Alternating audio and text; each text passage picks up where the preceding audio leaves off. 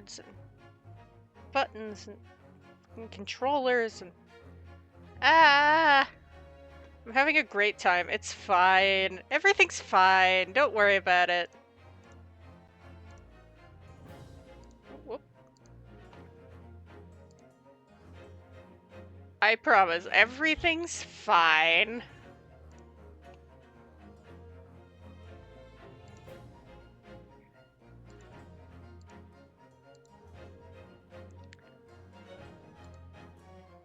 We're having a great time, I promise.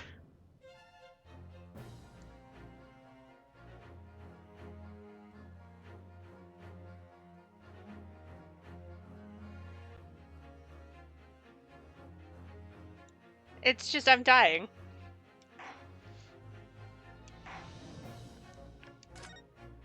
Twisted karma. Woohoo!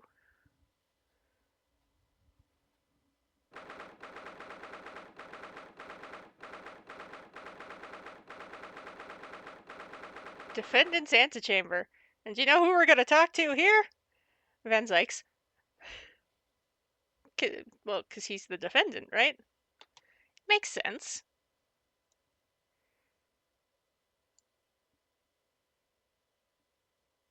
Makes perfect sense. There's that old familiar feeling again.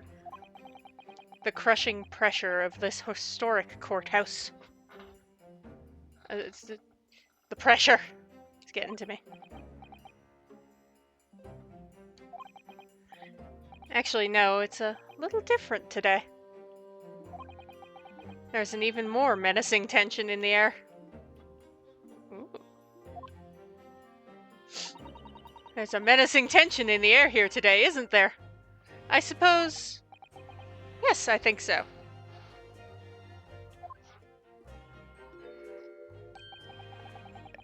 Yep, that would be... It can only be the result of the menacing appearance of the defendant. A little more courtesy, if you please. Oh my, I do apologize. However, you're certainly not mistaken that this trial is far from ordinary. Yeah, 'cause you're over here. What do you mean? Well, he's in the dock!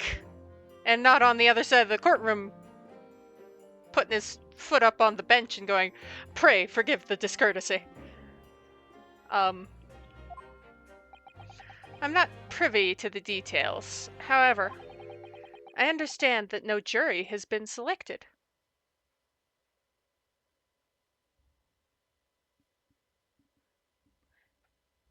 I suppose it would be hard to find a jury for this situation. A trial without a jury? Well, that's just like the trial of the professor 10 years ago. A closed court. Sholmes! You're gonna raise the mood of the room. Good morning, my dear fellows. Mr. Sholmes. Have you made note of my hair, Mr. Naruhodo? An outright victory for science, you must agree. Oh yeah, you're not blue anymore.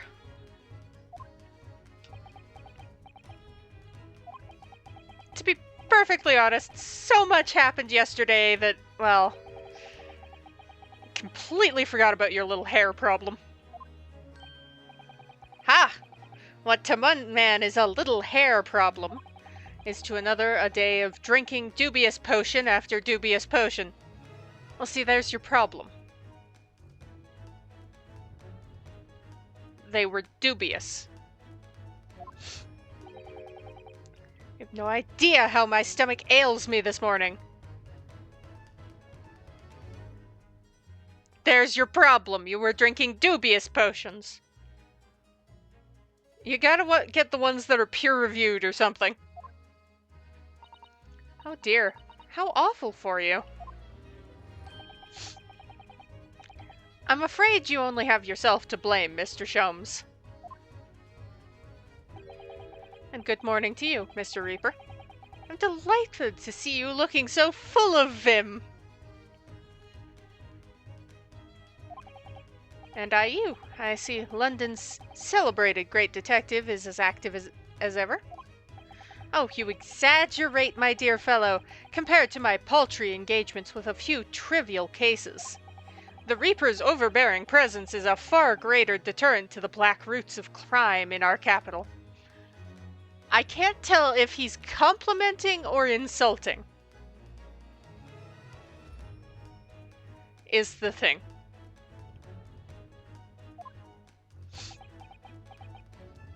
I think Van Zykes can't tell if he's complimenting or insulting. And whilst I may not agree with your methods, there is at least one point on which I would readily commend you. What an honor. And that would be your eye for a good lawyer, sir.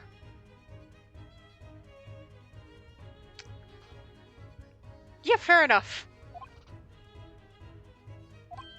But Mr. Sholmes, for one thing, this was kind of under duress. After all, behind this lawyer there is a very great mind. My own. You cocky bastard. What are you trying to say? I wish only to say that you should be prepared for quite a trial, Mr. Reaper. Sorry to barge in. Hello, friends. Oh, Gina has an armband now. Oh.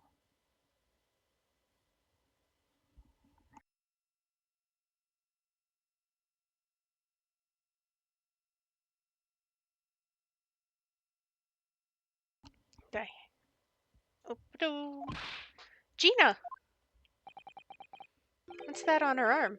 It's a mourning band, I suppose. Father! Shouldn't you be at the symposium? It's been postponed, so I have some free time. I decided to come along with the police inspector to see our country's up-and-coming student in action. You're gonna watch me do things. That makes me nervous. I shall be very interested to see the fruits of your studies over the past year. Well, it's an honor to have you here. Let's hope there are some fruits to see.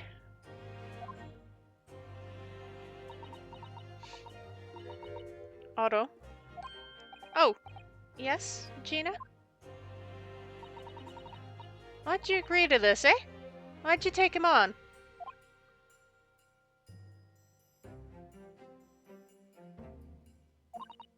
This Reaper bloke. Everyone says it was him. What killed the boss? I'm sorry, Gina, but I just don't believe that. Oh, this poor girl. Well, if it weren't him, who was it? I don't know that. Yet. I don't care who calls him what.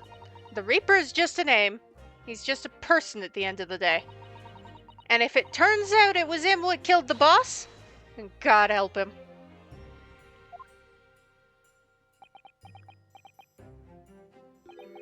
Fiery eyes indeed. Yes, the culprit deserves every ounce of your loathing. Eh? At least, that may be some solace to the deceased.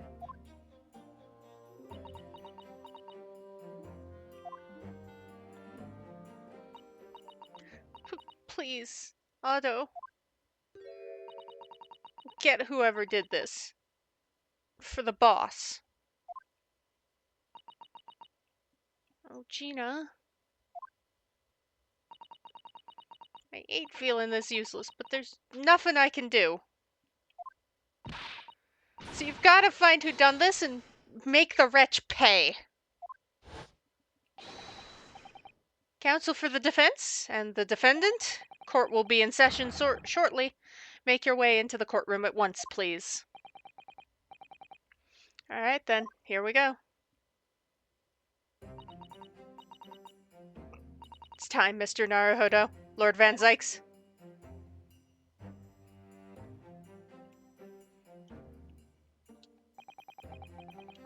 One who lost his treasured brother to a mass murderer, and I opened the court record, oops. One who lost his treasured father in a foreign court of law. And one who lost the man who helped her escape destitution. All that misfortune, all that pain, on course to collide headlong in this trial. It's time to shine a light on all these dark events.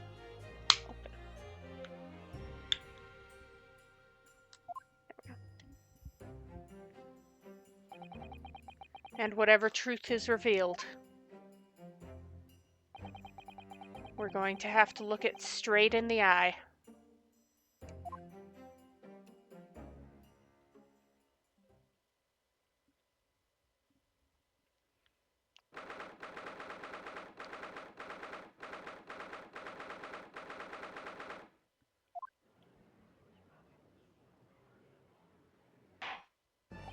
Oddly quiet. Well, I suppose not oddly. Because, you know. In the name of Her Majesty the Queen, I hereby declare this court to be in session. With my absolutely no jury to play off of. We are here to conduct the fair and just trial of the defendant, Baroque Van Zykes. Counsels for the defense and prosecution, are you ready to begin? The defense is ready, my lord. The prosecution is more than ready. Oh, Kazuma-sama. Susato. He is our enemy today. I've been wishing to see you in court again for so long, it feels. Yeah, probably on the same side you're on there, but... But I never pictured it happening like this. I never thought I'd be facing you behind the prosecution's bench. The so-called Reaper of the Bailey has been a scourge like no other, undermining Her Majesty's justice system. Today, we must uncover the truth behind this scourge. In other words, this trial is going to be a lot more far-reaching than Inspector Gregson's murder. Oh, we're investigating everything. The truths revealed by these proceedings may have unpredictable repercussions through the judiciary. Accordingly, they are to be conducted as a closed trial with no members of the public present, by Her Majesty's direct orders. How will that work, my lord? The burden of all arbitration and adjudication falls on my shoulders. Therefore, as you will see, the jurors' bench shall remain vacant today. If no members of the public are present, might I ask who is currently occupying the gallery, my lord? They are members of the judiciary, here to witness proceedings and ensure an equitable trial. Members of the judiciary? Oh my, this is a very unusual trial already. There is, of course, another unprecedented aspect to these proceedings on which I must elaborate. The counsels for the prosecution and the defense are both aliens of Great Britain. Oh yeah, we're both... because Kazuma is... Anyway. I believe it takes an outsider to see the truth sometimes. And as I stand here in this courtroom now, I'm quite certain. This is the reason why I had to come to Britain. Kazuma? Very well. Let us commence proceedings. Prosecutor Asogi, your opening statement, if you please. Certainly, my lord. Wow, that's a big long scroll! The incident took place on 1st of November at just after 5 o'clock in the afternoon. The location was a building of flats on Fresno Street on the outskirts of the city. The victim's body was discovered there in an old single-room rental property. Yes, Inspector Tobias Gregson, a name known very well indeed to this court. Not least for his miraculous resolution of one of this country's grimmest cases 10 years ago.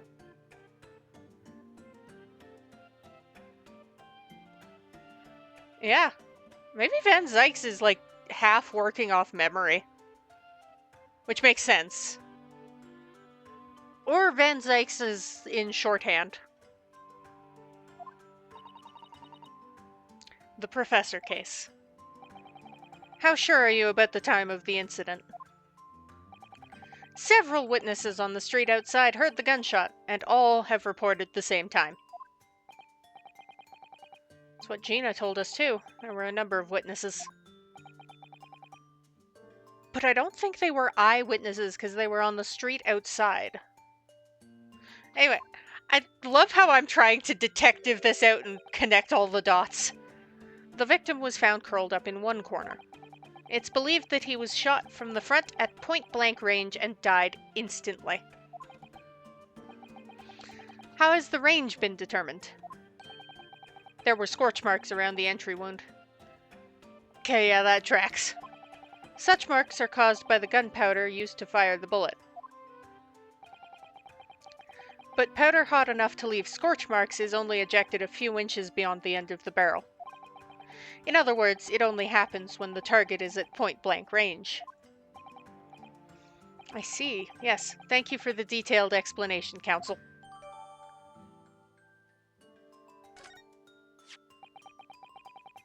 The murder weapon was found lying beside the victim.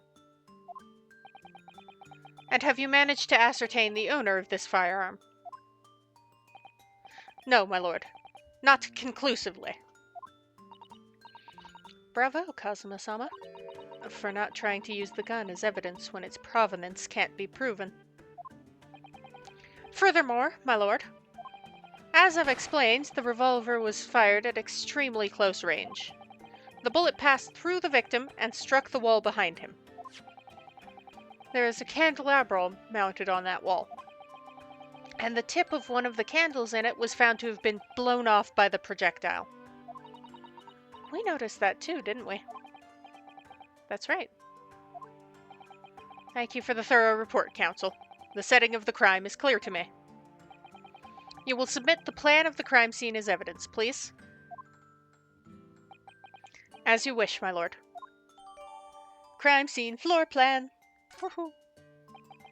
Is this Fresno Street room Inspector Gregson's private abode? No, my lord. The room is rented to a Mr. Hugh Boone. But there is precious little furniture inside, and it is generally in a poor state of repair. So what on earth was Gregson even doing there? Presumably he was investigating some case or other. Presumably. When a policeman was informed of the gunshot from the witnesses and rushed to the scene, he found only the deceased inspector and the accused standing alongside holding the revolver. Well, you didn't say you were holding it, my guy.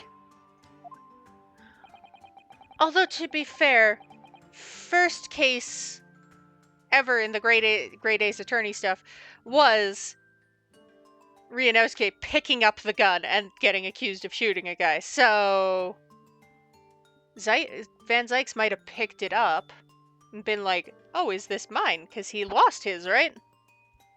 Although he didn't really use it. He was more of a sword guy, I think. So, the details of the case are clear. In that case, the prosecution would like to call its first witness. A name, please, counsel. Naturally. The accused himself. Lord Van Zykes? As a prosecutor, he believes in the oath of office he's taken and will be compelled to tell the truth.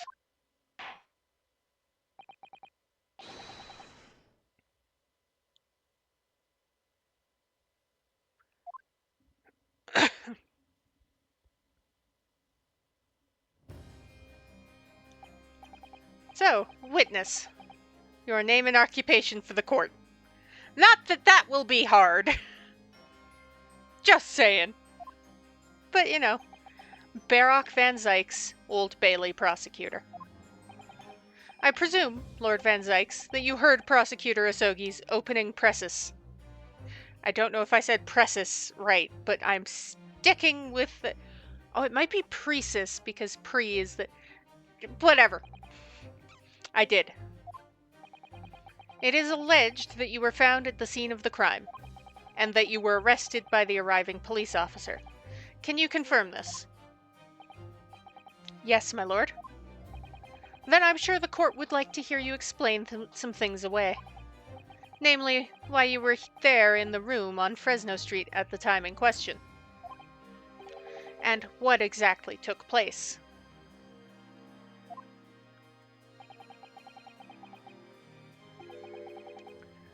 I intend to explain away nothing.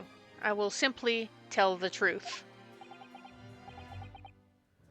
I must say, Lord Van Zykes, I never imagined this day would come.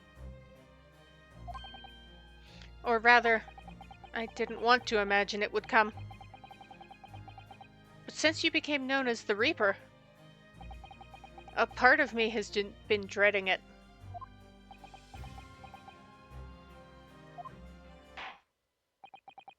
Your formal testimony, then, witness.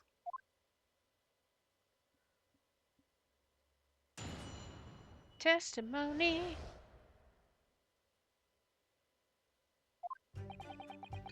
I was investigating Gregson, and my inquiries had led me to that address. When I first entered the room that day, it was dark inside, and I saw no one. A moment later, I heard the gunshot. I spun around and saw the revolver on the floor. Just as I picked the firearm up to examine it, the door flew open and I heard a man scream. It was only then that the body of Inspector Gregson appeared before me. Appeared before you? Okay, someone's pulling tricks. That testimony was the whole truth? It was. So, you heard a shot being fired in a room with no living occupants. And moments later, a corpse somehow appeared before your eyes. Is that it? You're right, you haven't explained away anything. In fact, that would barely qualify as an excuse. I thought you were my mute apprentice. Yet it turns out you have a way with words, Prosecutor Asogi. It would appear to be a singular tale indeed. Singular isn't the word. It's laughable. What's got into Kazuma? He's not behaving like himself at all.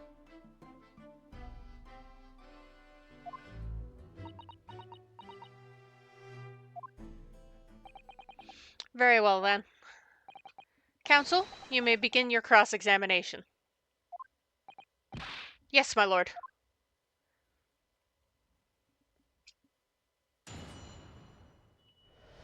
Oh, that feels weird. Nope. I'm just pressing because I don't see any obvious. You were investigating the inspector? What on earth for? I'm not at liberty to say. Sorry? I'd identified a distinct possibility that Gregson was involved in a case I was investigating. Regrettably, though, he was killed before I could secure the proof I needed. Is the court to understand, then, that on the day in question you followed the victim to the scene? No, I was privy to his movements in advance. How? I stole into his office in the yard and consulted his diary. You know, admitting to that does not make you look good. The address on Fresno Street was noted in the 5 p.m. entry. You illegally entered the man's office? In Japan, that alone would constitute a very serious offense. Oh, we're back to wanting to smack prosecutors. Okay. As it does in Great Britain, I assure you. Is that not the case, Lord Van Zykes? I was aware of the possible consequences. So, in summary, you were investigating the victim. And yet, you refused to tell the court why. I didn't realize British prosecutors enjoyed such freedom to choose what to divulge under oath. Oh, why did I ever think I could defend this man? I first entered the room. It was dark and I saw no one. Hold it! Tell me more! Had you ever been to the address before? No, never.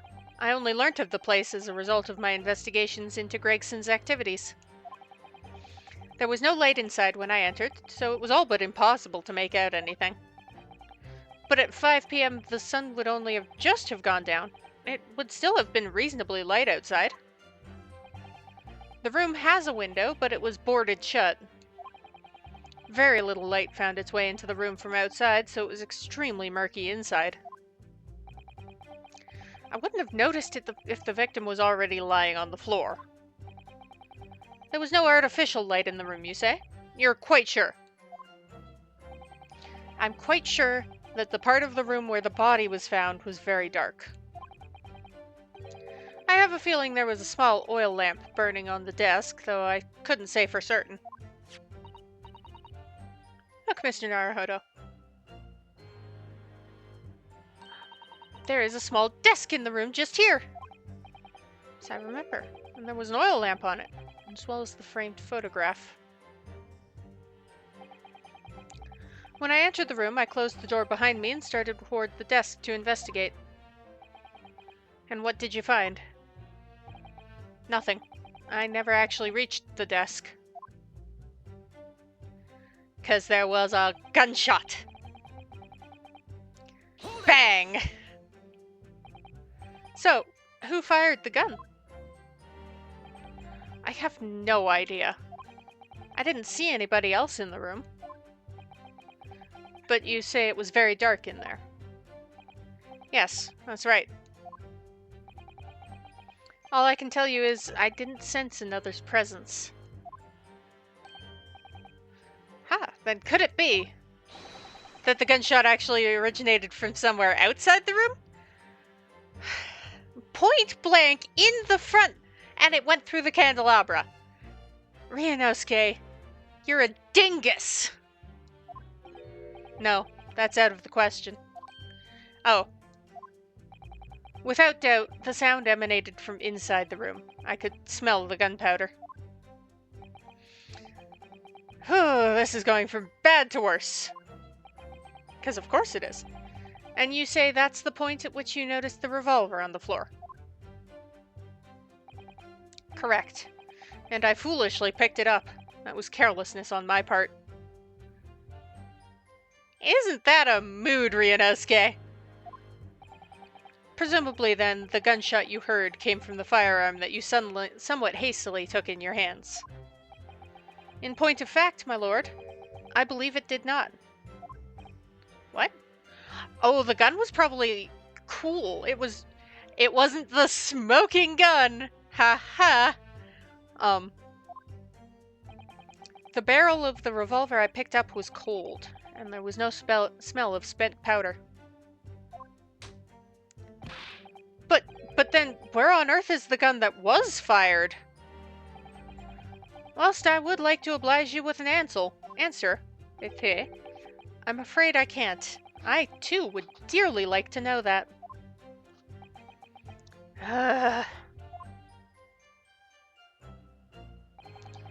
Just as I picked the firearm up to examine it, and you did examine it because you knew the barrel was cold,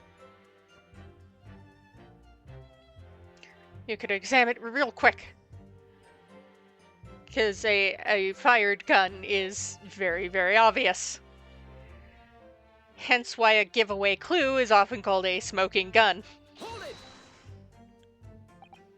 A man, you say? One of the witnesses, I presume? That's right. One of the street merchants working on Fresno Street.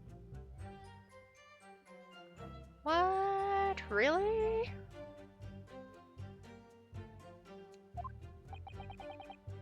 Who are these merchants? A number of them had set up their stalls directly beneath the boarded window of the crime scene. A match seller, a newsmonger, and a peddler. Peddler? Is that like an old-timey way to spell peddler? I know what a match seller is, I know what a newsmonger is, but...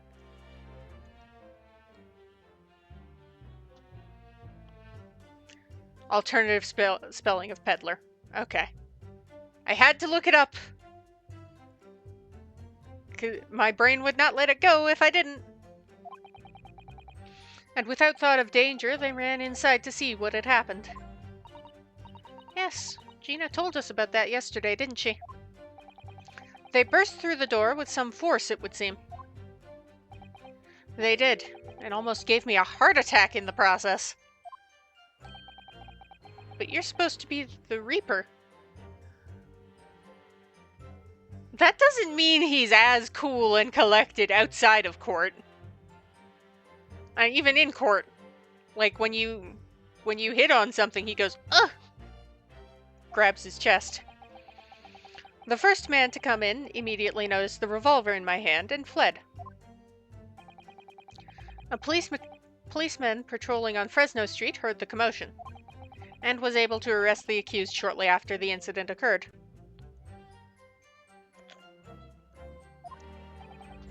Anyway, the man's scream drew my attention in that direction.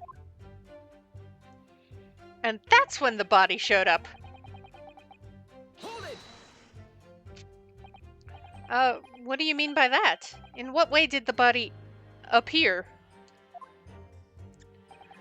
I honestly can't explain it, but it's the truth. As far as I was concerned, the body hadn't been there until that point, and then suddenly, there it was. Did you perhaps hear the sound of the victim falling to the ground just beforehand?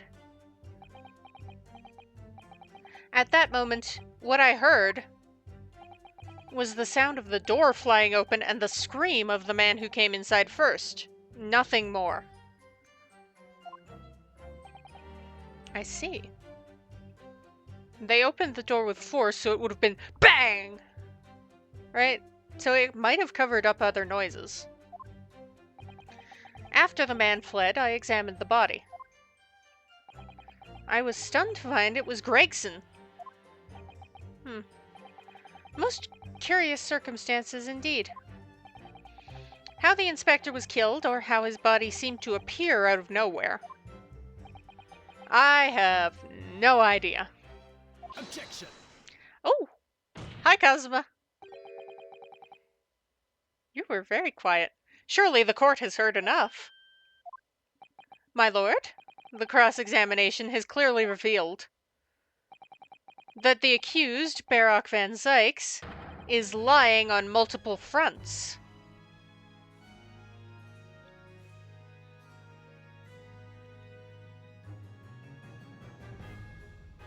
Ooh. Oh no. It's your leitmotif, but it's in a minor key. Oh no.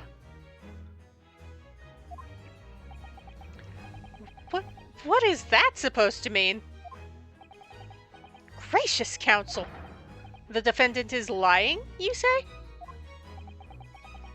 In his testimony just now, he claims he failed to notice the victim's body because the room was dark. That's correct.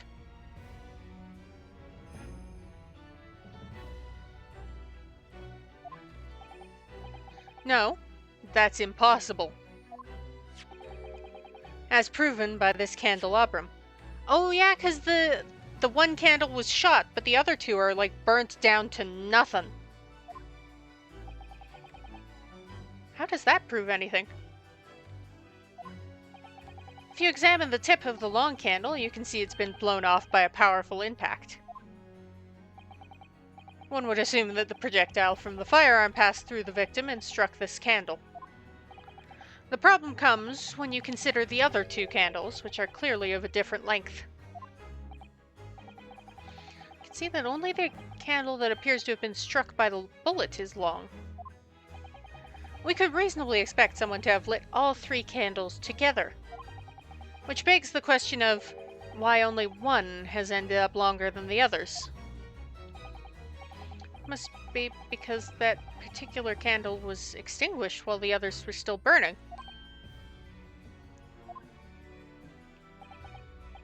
That's right, when the candle was hit by the bullet, it obviously went out. Duh. But the other two candles would still have been burning, so the fact is, the victim's body would have been illuminated by the light still thrown by the candelabrum.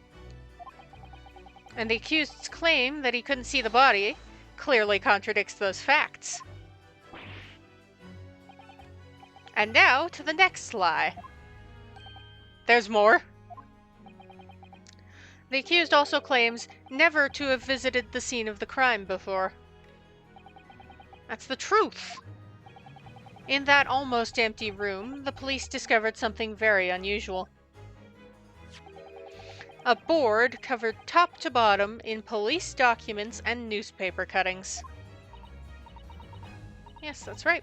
We saw it too.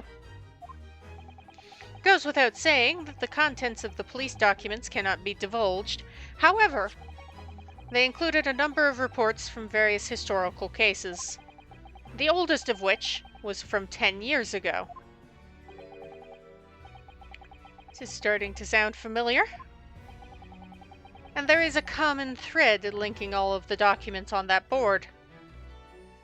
Is it cases that Mr. Reaper prosecuted?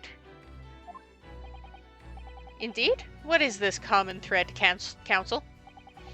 They all relate to cases prosecuted in court by Barock Van Zykes. Boom! All of them? And furthermore, all those cases are ones in which the defendant was acquitted. Lord! Interestingly, none of those defendants are alive today,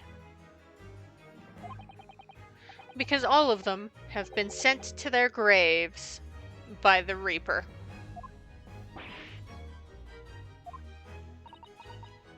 Oh no.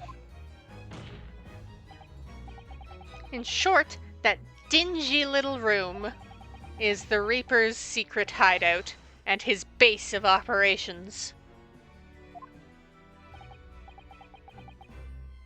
The Reaper's hideout? And yet, the Reaper would claim never to have been to his own secret hideout.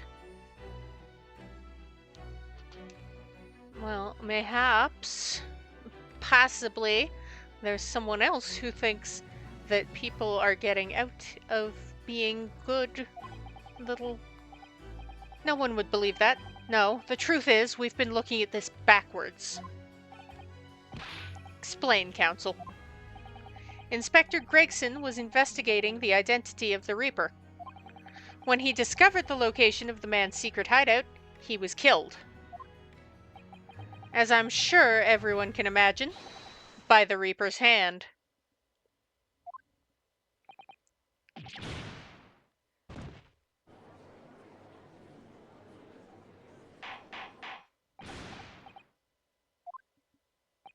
Very well. I hereby state the current opinion of the court.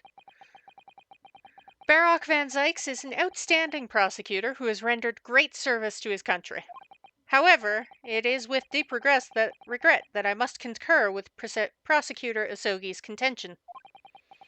that the defendant's testimony exhibits a number of stark inconsistencies with the known facts. All I have done is state the truth as I know it. Kazuma's done a brilliant job, as ever. Yeah, but that's a problem for you, buddy. He's drawing on his experience as a defense attorney to build his prosecution case. And it's formidable. Counsel, you will submit the board you just showed the court as evidence. I believe it to be fundamental in establishing the facts surrounding the Reaper's existence. Ooh, let's play with our new evidence. And now, the prosecution would like to call new witnesses to the stand. Let me play with my new evidence first, bud. Ooh. Wow. That's certainly a board, and it's covered with...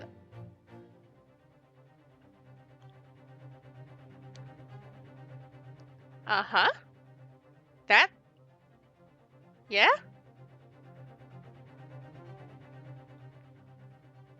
From the top.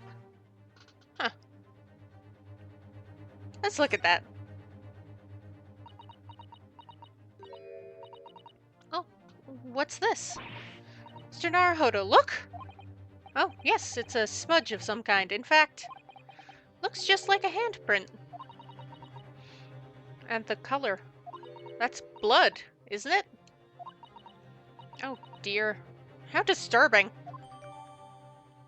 There's a bloody handprint on the back. Alright, let's look at all the pinned things, because that's what I was going to look at. I was spinning it to spin it. And then there was a hand. There are details of a whole raft of cases dating back years on here, aren't there? This paper is from 10 years ago, is browning with age. Look. Out of interest, the most recent thing appears to be this newspaper cutting here. Oh, it's the same red-headed league advertisement that Mr. Sholmes had picked out. And do you remember? There was a red-haired piece at the scene, too. Was it Inspector Gregson an exponent of the red-headed league, then?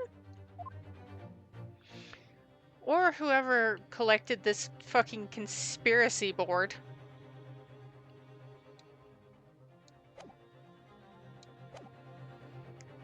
New witnesses. Witnesses who saw events unfold on the day in question. They were mentioned in the previous testimony too, if you remember. Yes, the street sellers who heard the gunshot and went running into the room.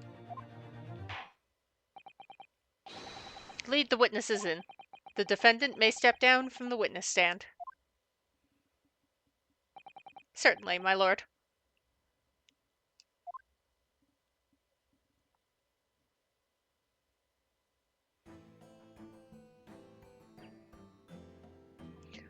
Oh! It's that guy again! So, witnesses, state your names and occupations for the court. Names? We don't use names. Far too fancy for the likes of us. We're just free and easy. Sell what we like, live where we want to live. I give them all a vacant stare as they will walk down Fresno and spin a few words into a verse for them. Ah. Would I be right in assuming that all three of you make your living by selling wares on the street? Everyone calls me gossip. I sell jaunty little tidbits to passerby, you know? Jaunty little tidbits? Got an absolute smasher for you, sir. Right up your ginnel it is. 6 is the price, and not a penny less.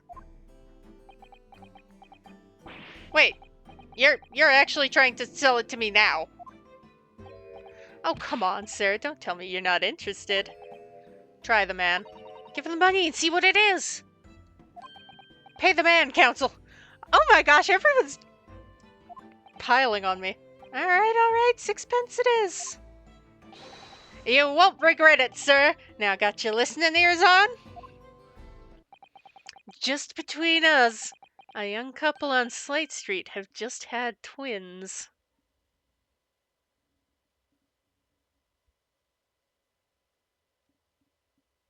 Fantastic. Congratulations to them, I suppose.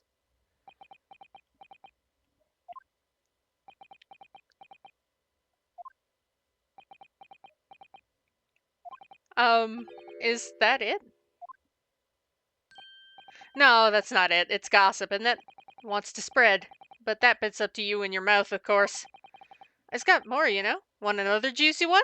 6 pence apiece it is, if you're curious.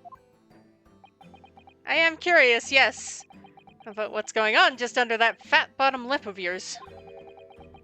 Maybe that unusual bruise or whatever it is that's poking out from under your collar. Oh, I did not. Is Gossip's neck okay? That's another question. I think he got in a fight. Probably because he's charging people 6 pence for absolutely pointless information. What about the next witness, then? What name do you go by and what do you sell? Me? I'm Venus. That's what everyone calls me. Funny, isn't it? I sell these lovely little fireworks to all the local school kids. 6 pence a pop. What do you say? I say you shouldn't have lit that in the courtroom.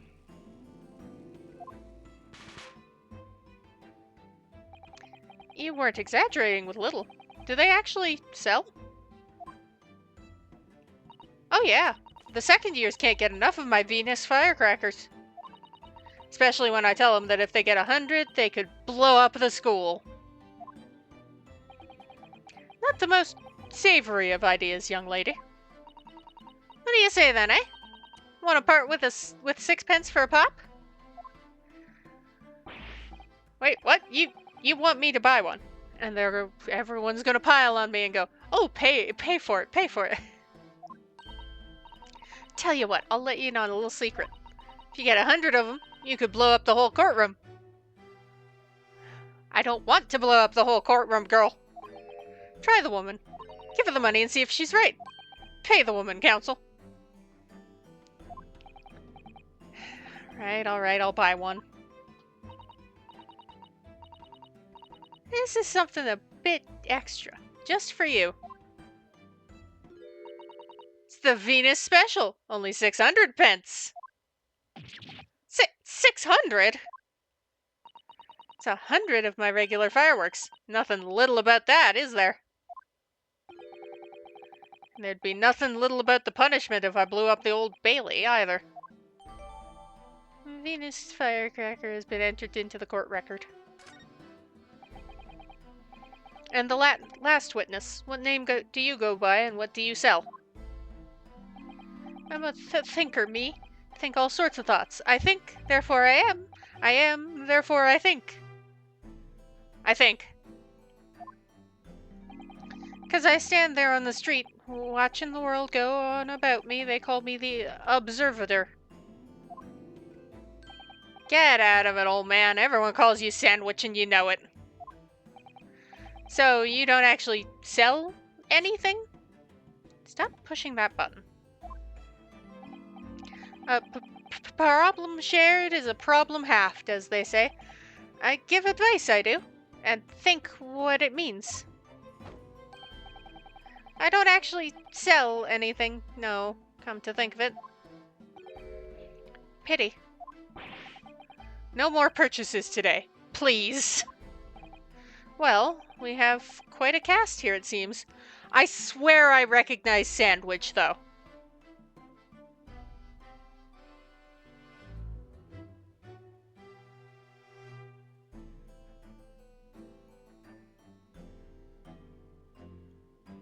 I swear I recognize Sandwich.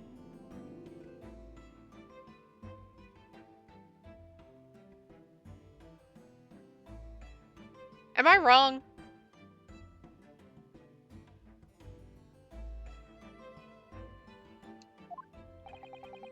They conduct their business on Fresno Street from morning until night, my lord. And always in the same place, directly adjacent to the crime scene. I see, and thus they heard the gunshot, I suppose. Not only that, but they very bravely ran inside to see what was going on and witnessed the crime. I'll be beggared, I thought, just between us. Venus de Milo, what am I to do? What a terrible thing I saw. Exactly!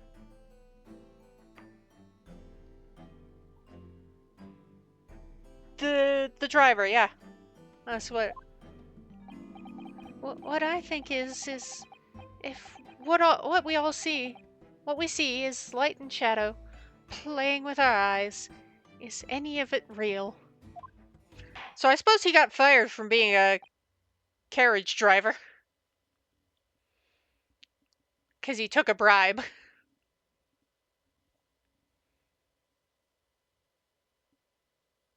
And was charging people more than he should have. Very well. The court will hear the formal testimony of these 3 witnesses now. You will describe in detail what you witnessed and heard at the time of the incident.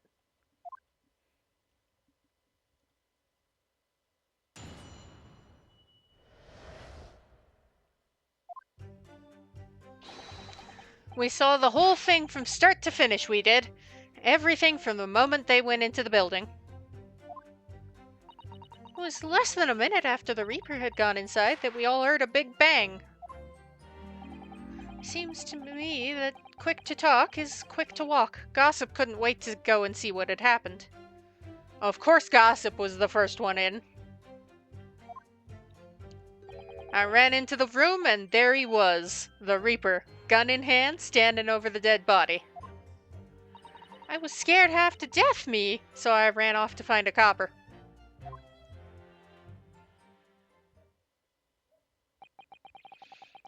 These witnesses were there the whole day and saw everything. Who did they see going inside the building? Only the victim, Inspector Gregson, and the accused, Barock Van Zykes. I've seen pictures of that Reaper in the paper. I know what he looks like.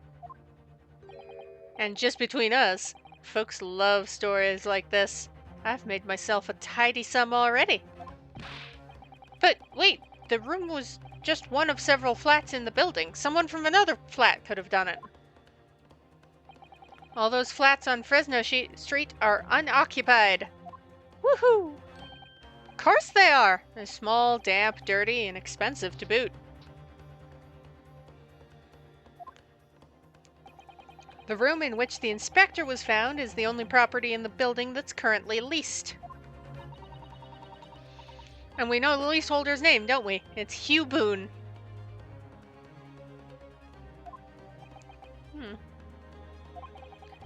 The testimony the court has just heard would appear to leave little room for doubt. It's becoming increasingly difficult to see how anyone other than the defendant could have committed the crime. No.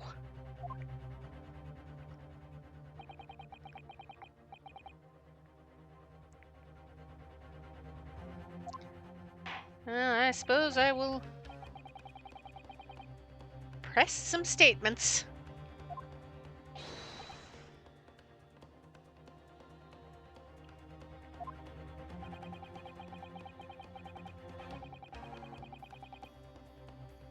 In a closed court like this without a jury, the judge is the only person whose opinion matters.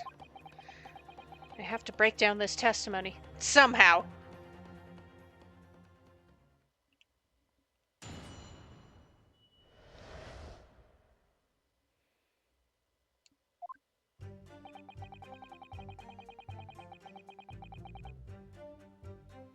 Everything? When you say they, who do you mean exactly? Inspector Gregson and the defendant, Lord Van Zykes?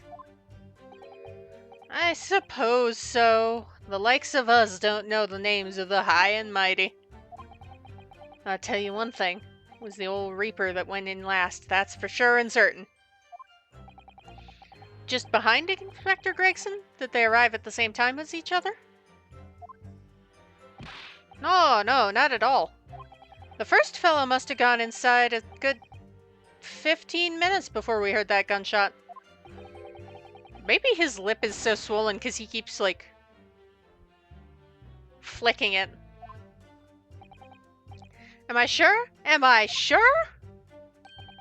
Does it seem likely that I'd have forgotten a fellow with bright red hair like that, does it? Yeah, his hair really were red, weren't it? Redder than my flaming fireworks, even. That fiery red mop still burnt on the inside of my eyelids, that is. Wait a minute, you're saying the man was a redhead? Weren't you listening, chum? Aye, he was a redhead. He had a big trunk with him as well. But Inspector Gregson's hair isn't red. Not by any stretch of the imagination. Seems likely that the person you saw wasn't in fact Inspector Gregson at all, but some other third party. No, I hate to break it to you, but the witnesses are correct. We found that hairpiece, remember? Remember?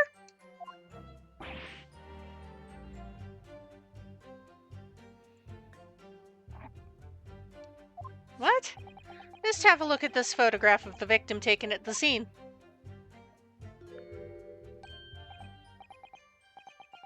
Got the hairpiece, it's half falling off. That's Inspector Gregson, all right. And a red hairpiece. Of course! We saw one on the floor when we investigated the scene, didn't we? How'd I get that? Anyway. I still refuse to believe Inspector Gregson wore a hairpiece, though. I can do the words thing. So then, why on earth would he have been wearing something like that? The color does seem to suit the man, one might say. The photograph will be submitted as evidence.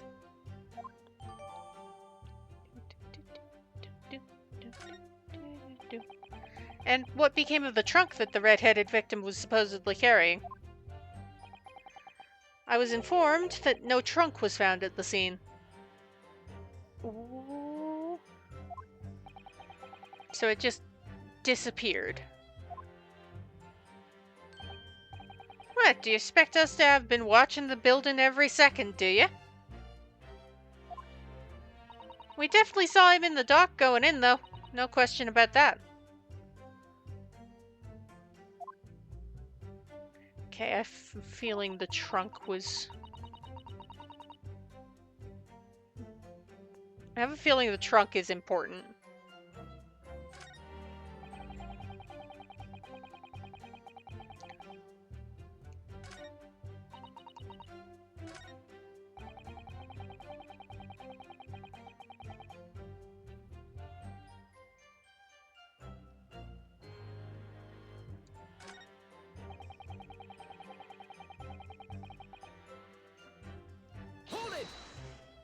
So you're the one that screamed. So then you were the first person to arrive on the scene, is that right? That I was. Kicked the door open like a professional I did, and I yelled out, "What's going on? What's going off here?" Oh, you didn't yell that. Lord Van Zykes claims all he heard was a man's scream, though. And was it dark inside the room? No, not dark at all. There were candles burning on the wall. Really? And there was a fella collapsed on the floor. Just between us, it's the first thing I noticed when I got inside. Ah, I see. Even though Lord Van Zykes claims not to have seen any of such lights on the wall. Next thing I noticed was someone standing right beside the body. The accused, Baroque Van Zykes. That's right, that pale-faced Reaper himself. I was a little shocked, I won't deny it, but I'm no lily-livered coward. I stood my ground and gave that Reaper a cold hard stare myself. That sign is rotating. Hello, Sandwich. What do you have to say? Do you have something to add, Mr. Sandwich?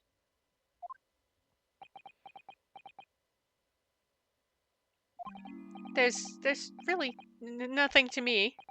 Empty in the head I am. Just 2 slices with no middle. So I don't know what you could want with me. I think that maybe you just remembered something? Having heard Mr. Gossip's last statement, I mean. What I think is, we're all nothings, really. We try to dress ourselves up as something else, but at the end of the day, we're all just street sellers. That's enough out of you, Sandwich. Keep your trap shut now. Unless you want us to make you into a real sandwich. When he saw the Reaper, he fell clean over on his backside. That's it. Oh, you rotten beggar, I told you to keep that a secret. He screamed, he did. Screamed and scrambled off on all fours. That's all I wanted to say. It was. Mr. Sandwich. Mr. Gossip, is this true? Floor was dead slippery, that's why. Planted my hand in a filthy pool of blood, didn't I? Yuck! What? A pool of blood. But listen here, even when I was sprawled on the floor, I still kept giving that Reaper a cold, hard stare, and don't you forget it. Let's just go back a little. Did you say you got blood on your hand? I did. Happens to the best of us at times, doesn't it? So I was scared, so I slipped over. We can keep it just between us, can't we? No, Mr. Gossip. I'm going to have to ask you to add that information to your formal testimony. Oh, if I must. The witness will amend his testimony to include the aforementioned details at once. Take that, Kazuma. Neener. Neener.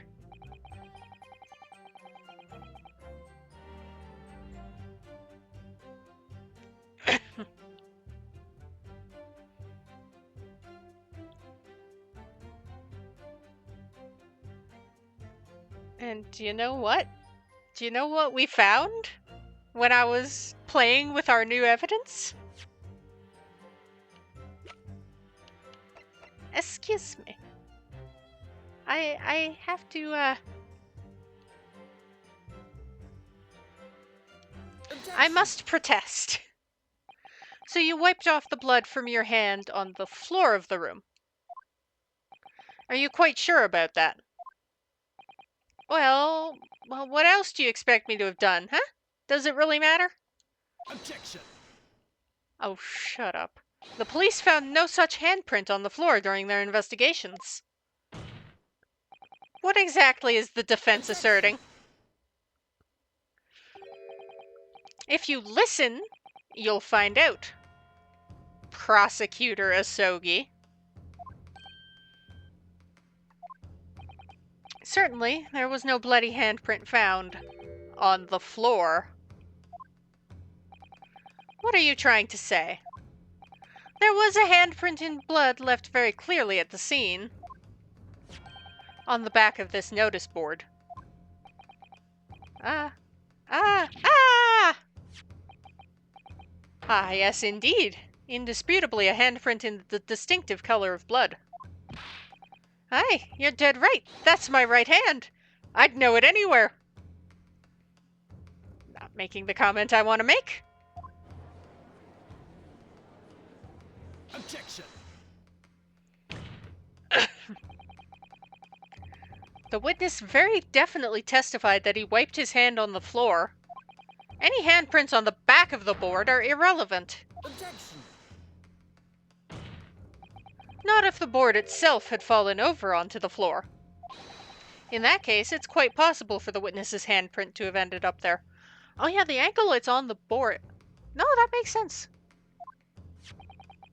Let's look at the floor plan of the room.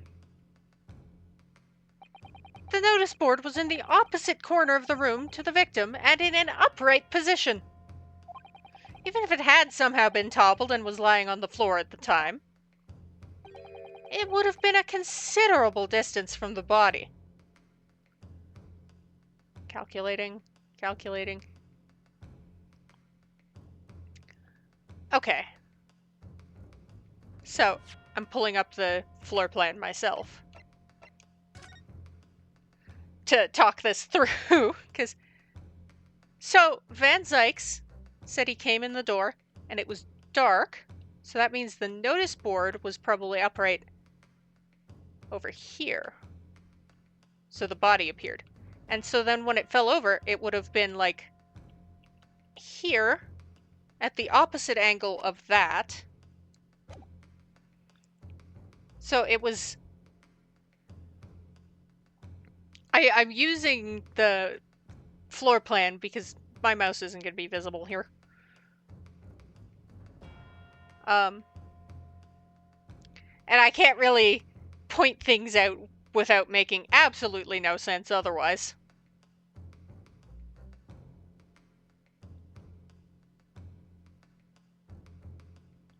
I don't know if I've made any sense anyway. I fell over when I came across the body, so I was basically right next to the corpse, not on the other side of the room. In other words, the defense's assertion is contradictory. No, it's not. There's a reason it's not, but it's not. I made like a calculation of... Yes, it is. There's a very definite contradiction here, for which there must be a reason. I take it you've formulated a proper hypothesis, Counsel, regarding this apparent discrepancy between the witness's account and the handprint found at the scene. I have, my lord. This discrepancy between the witness's account and the location of the handprint is explained by the board moving. So when Van Zykes walked in, the board was on the other side of the room to block off the candles and the body, which is why he didn't see the body at first, and why it was dark. So the ambient light from the candles can only get so far, especially if there's something in the way. If I make any sense...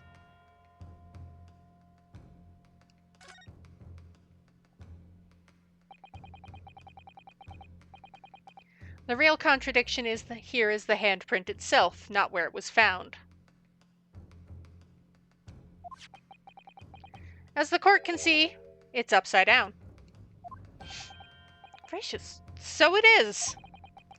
If the witness had just put his hand against the board, the fingers should be pointing upward. What does that tell us? It tells one simple fact. When this handprint was made, the board must have been lying on the floor, as I previously suggested. Which means that after the incident, it must have been moved. Objection. You're claiming that somebody moved the notice board after the shooting. Then tell the court who. Fuck if I know.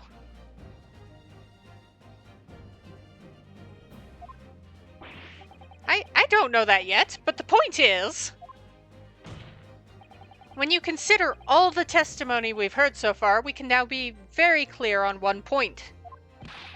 And that would be the position of the notice board at the time of the incident, my lord. So, counsel, I must ask you to clarify your assertion for the court. And because if they burst in, the door would have banged against the wall, the notice board might have gone, whoop.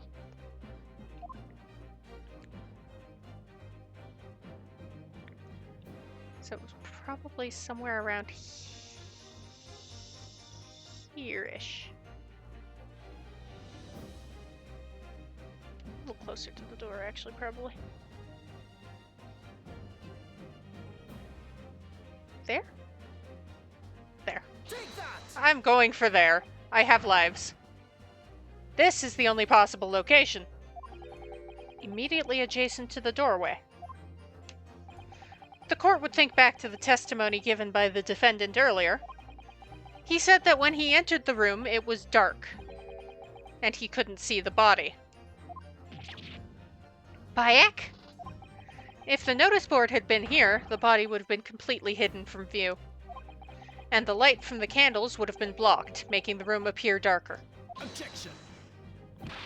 The accused also claims that the victim's body simply appeared before him. That's true. Or, in his precise words, just as I picked the firearm up to examine it, the door flew open and I heard a man scream. It was only then that the body of Inspector Gregson appeared before me. I don't know about calling it a scream, but he was talking about me, and no mistake. 'Cause it was me that kicked the door open. If you look again at the floor plan, consider what would happen if the door to the room was thrown open with force. That can't. The door struck the notice board, knocking it over, and making the victim's body visible. Gracious. My client has told nothing but the truth. He has simply described what he saw.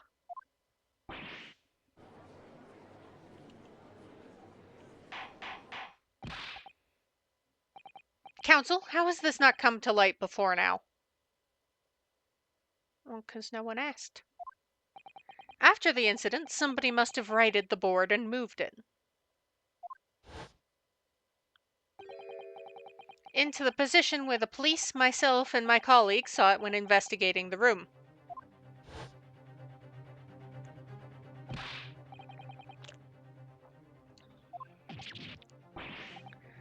Yes, you.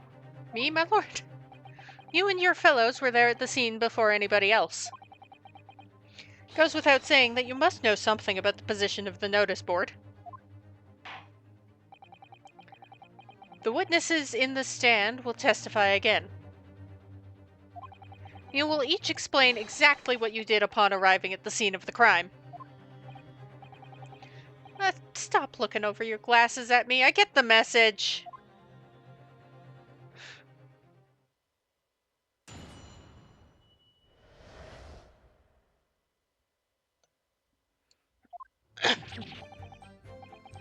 I don't know anything about that there notice board. I just wiped my hand on it, that's all.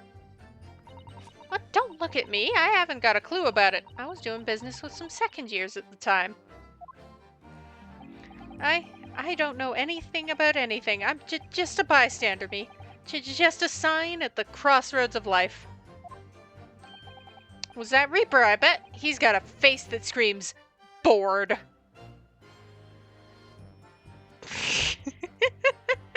I'm sorry, the pun. It got to me. I can't see how this changes anything anyway. The detective still died when we heard the gunshot. I did the stutter on the wrong word, but that's okay. So none of you can elaborate further.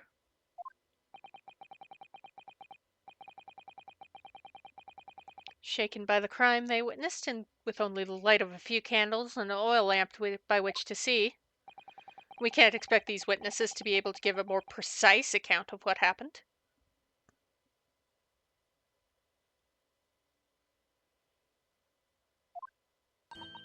That's right, yeah. I don't pay to expect too much. It's man's endless quest for knowledge that's destroying the world. That's what I think. Do you? Really? In any case, as this testimony shows, even if the notice board was moved by somebody following the incident, it makes no difference. When the gunshot rang out, the accused was the only person at the scene.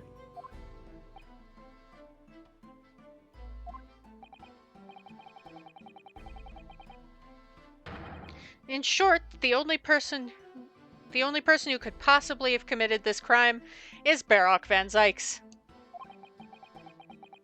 None of this wrangling over the board changes that simple fact. Does the defense still wish to cross-examine the witnesses despite the circumstances? Most certainly, my lord.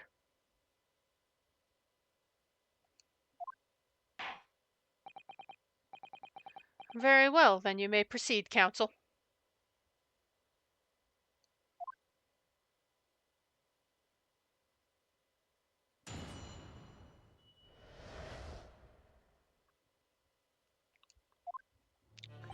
Doop-a-doo-doo.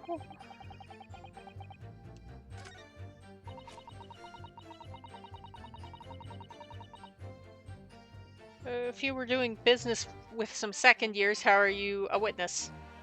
Hold it! When you say you were doing business with them, you mean you were selling them fireworks? Yeah, what else? There's the Priory School just round the corner, see? Those cheeky little so-and-sos have got a plan to blow their school to kingdom come. Ha!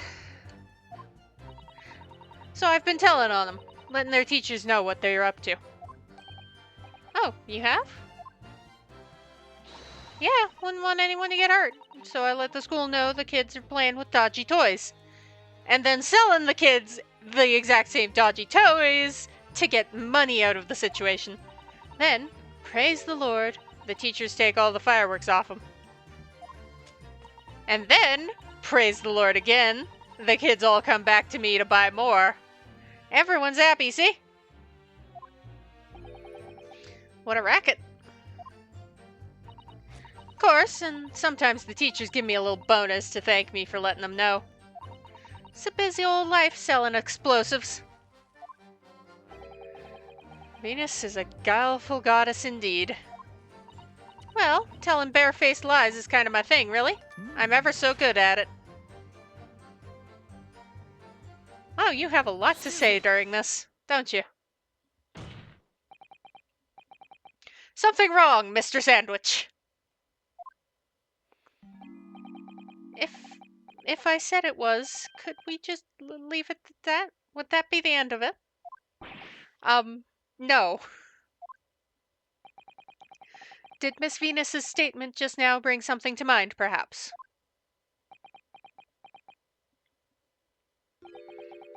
Philosophical thoughts.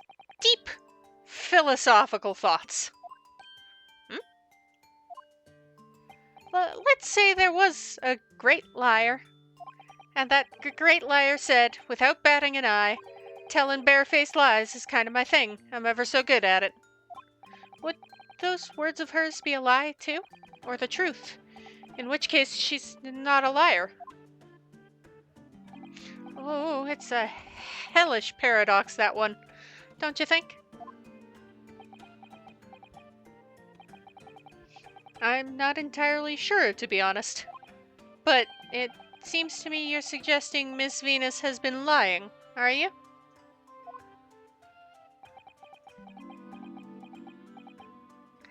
Oh, is he actually afraid of her because she has explosives? What are you on about, old man? Trying to cause trouble, are you? Keep on like that, and I'll wrap your whole body in firecrackers and set 'em off. I'll give you something to tremble about. You have a startlingly disturbing mind behind that sweet and innocent face, young lady. So, Miss Venus has lied in her testimony. Is that what you're saying, Mr. Sandwich? I really cannot take this seriously.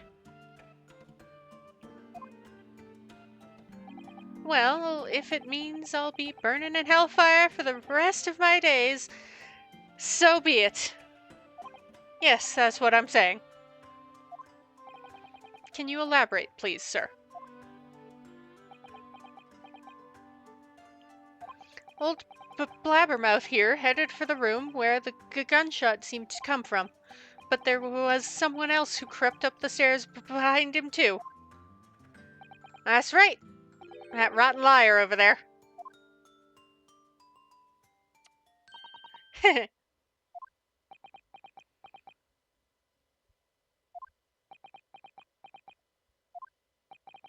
Do you mean to say that you did in fact betake yourself to the scene of the crime after all? Betake yourself. I know what it means, but that's just a funky way of saying it.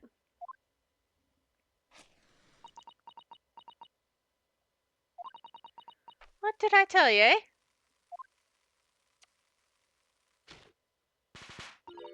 I said I was good at telling barefaced lies, didn't I? Yes, you mentioned it. Well, that revelation rocked the whole courtroom, didn't it? Who knew firecrackers packed such a punch? So you did indeed visit the crime of the scene. The scene of the crime, did you, young lady? Good grief!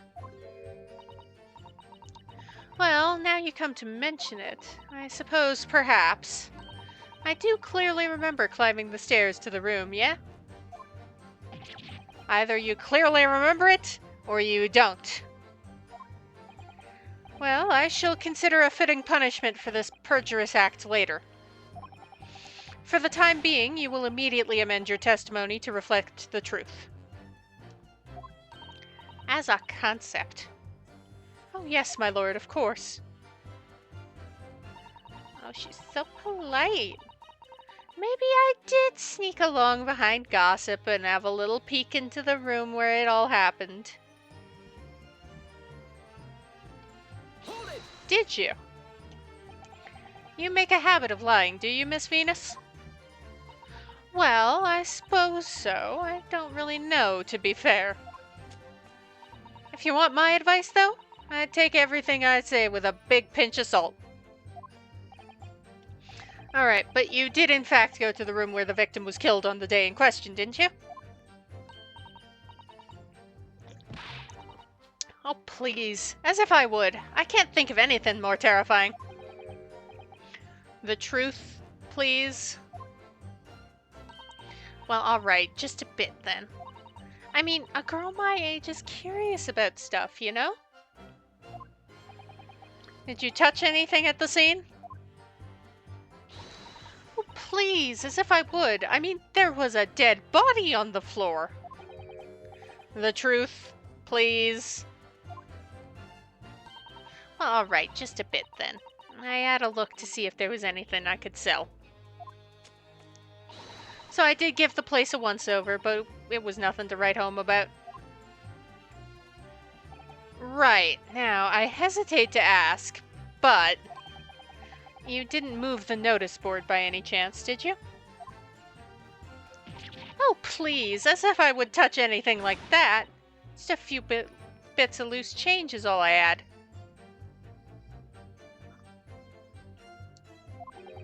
The truth, please. Well, alright then. I thought there might be something worth having underneath it. So I blasted the flippin' thing.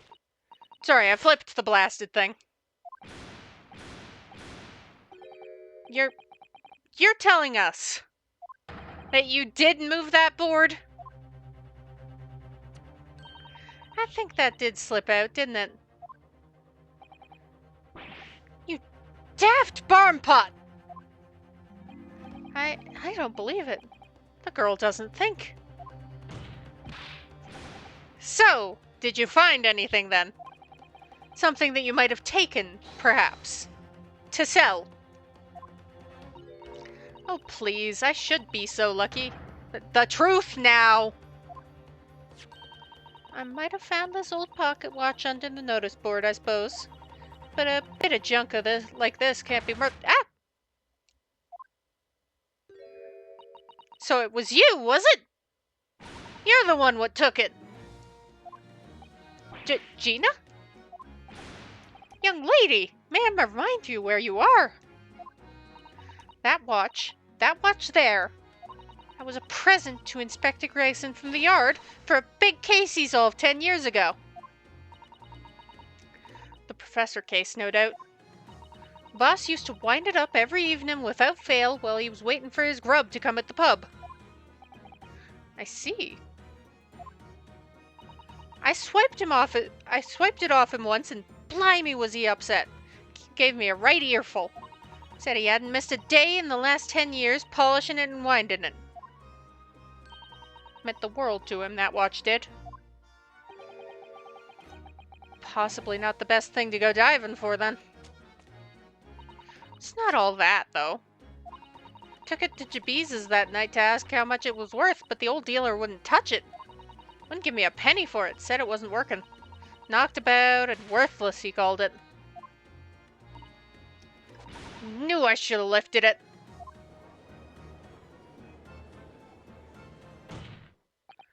That watch must be submitted as evidence at once. Please, just so long as you promise to give it back when we're done. Not a chance! I'll swipe it from you if you try and get your grubby mitts on it again. That's enough. Hand the watch to the bailiff. Forthwith. Now, children, watch your manners. Good Lord! The glass appears to be broken. More than likely, it shattered when the inspector was shot. It doesn't tick anymore either. Which is why Jabez didn't want it. What a waste, eh? Yes, indeed, it appears to have stopped at the hour of 5. Exactly when the gunshot was heard then. Which supports the prosecution's claim, of course. Pocket watch. Boop, boop, boop.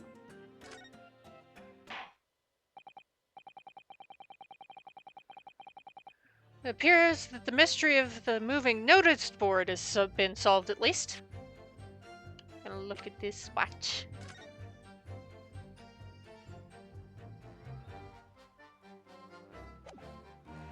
I want to look at it. I'm gonna look at it. Glass over the face really is badly cracked. Look. What a shame when the inspector clearly looked after it so carefully. I imagine Mr. Sholmes could repair it, don't you? Yes, I should think so. He's very adept at things like this. Useful man to have around, in fact. Kindly remember he's a great detective, Mr. Naruhodo, not an odd job man.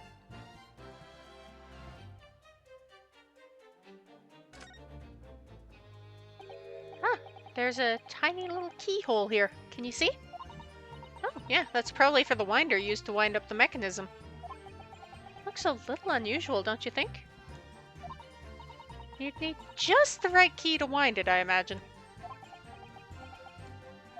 Why do I feel as though I've seen something? A bit like a key that's about the right size to fit in this hole. It'd be wonderful if we had the key. Let's check carefully over what we've already found.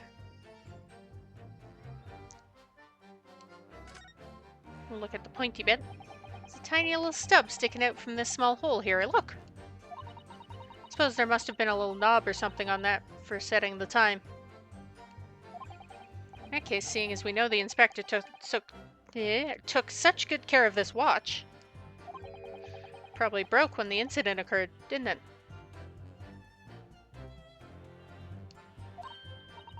Of course! Which could mean there's a small part of the watch still at the scene, maybe.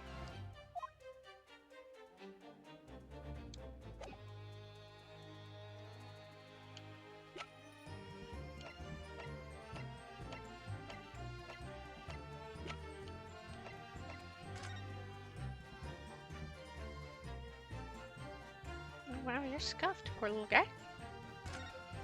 I never inspected this, so... The helmet of this charming policeman appears to be a little worse for wear. Not convinced about the charming part, but yeah, you're right. The head part looks like it's been fairly heavily manhandled. Almost as if somebody has enjoyed twisting it around and around for fun. Shall we try twisting it around and around too? For fun. Twimst. Untwimst.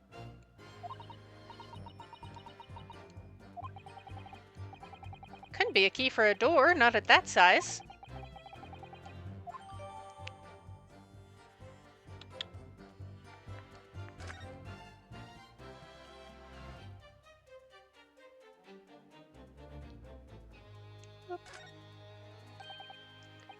Do you think perhaps this key could be the key for Inspector Gregson's watch? Oh, yeah, could be. Let's try it at once. There's not a moment to lose. Shunk.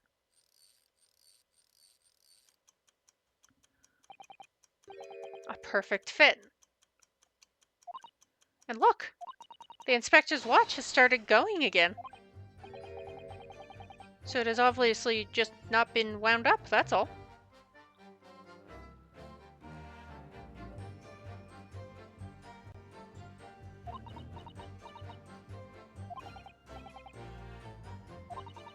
Well, if the watch isn't actually broken after all, I have a feeling it could have profound implications. That's why I paused. I was thinking about that. She's deep in thought now.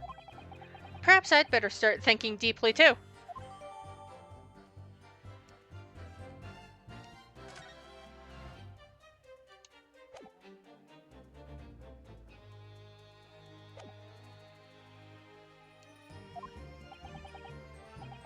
And as predicted, it had very little bearing on the case. Now then, continue with your cross-examination, please.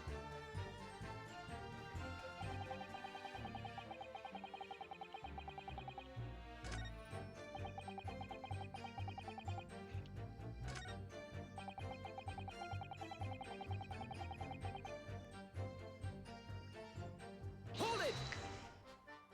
And as it was said, he got that as like a gift for solving the case 10 years ago. It was 5 o'clock in the afternoon when you all heard the loud bang, was it? Maybe then the notice board fell over. Or maybe it didn't. Maybe I fell over. Or maybe I didn't. But the Reaper's fate is sealed either way because of that gunshot we all heard. So your fate's sealed too. My fate? That's right. The defense is fated to lose, and the prosecution to win. In other words, it all hinges on that single gunshot.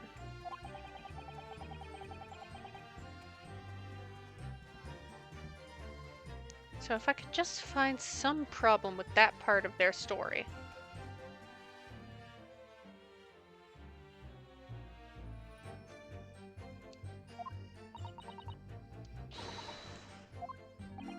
Of course, none of that changes the fact that I heard what I heard, does it? Not much to go on. As you've pointed out, Mr. Naruhodo, there's no question that the notice board was moved, so somebody must have done it. And it did happen after the event, so maybe Kazuma is right and it's not relevant to the case. It seems to have been deliberately positioned as to hide the body from view, so I feel sure that there's some deeper significance to all of this. I know what you mean. No doubt there are more clues to be uncovered. Well, speaking of clues, let's look at stuff.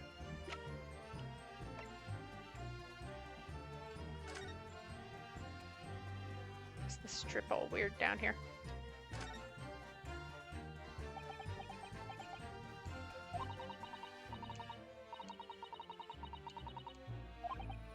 It's just that it's the Venus special. Was wondering what 600 pence worth of fireworks would sound like. Shall we find out? No!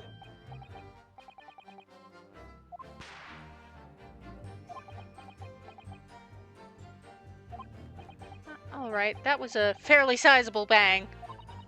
My ears are still ringing, Mr. Naruhodo. It sounded almost exactly like... It goes off like a gunshot. Ooh, the drama! That's a clue.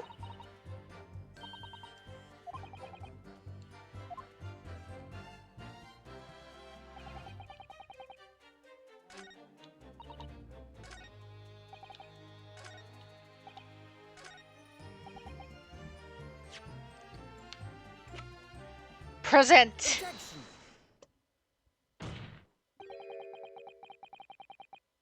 Accidentally click out of the game window. because I have it on the capture. Anyway, afraid that's not necessarily the case. Oh? At the scene, we found this key to the winder of the inspector's pocket watch. A key? And having wound the pocket watch, we discovered that it, in fact, still works. You see, the watch didn't stop because it was broken at all. And that fact completely undermines one of the most fundamental premises on which this entire case has been built. Because if you use the watch to tell when the guy died, the watch was stopped at almost exactly 5 o'clock. Yeah, which is just when we heard that gunshot. It is exactly the hour.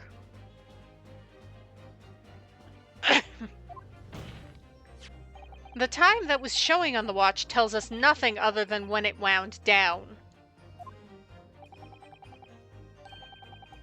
It's merely a coincidence that it happened to be at 5 o'clock. Objection.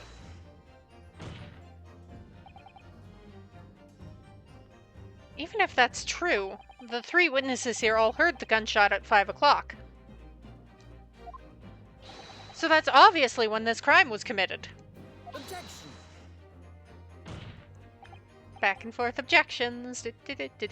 No, that doesn't hold. Why not? Recall what Inspector Lestrade said only moments ago. Boss used to wind it up every evening without fail when he was waiting for his grub to come at the pub. Said he hadn't missed a day in the last 10 years, polishing it and winding it. Meant the world to him, that watch did. The victim was in the habit of winding his watch once a day. In the evening. We can reasonably assume, therefore, that he wound the timepiece on the evening before he died as well. That would be entirely reasonable. But if that's the case, you wouldn't expect the watch to have completely wound down by 5 o'clock the following day. Well, how do you explain it then? In summary, the evening before the day of the incident, when the gunshot rang out in the room, the inspector was already unable to wind his watch.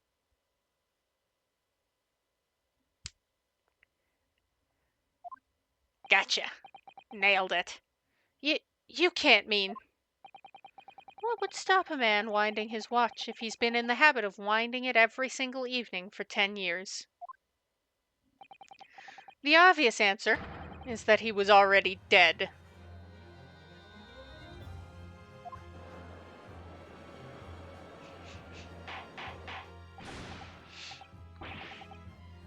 That's a most extraordinary claim. Objection. Extraordinary isn't the word. It's absurd.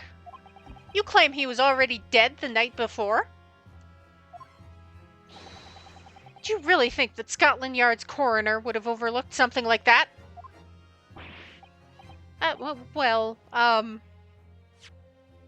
Did we get an autopsy?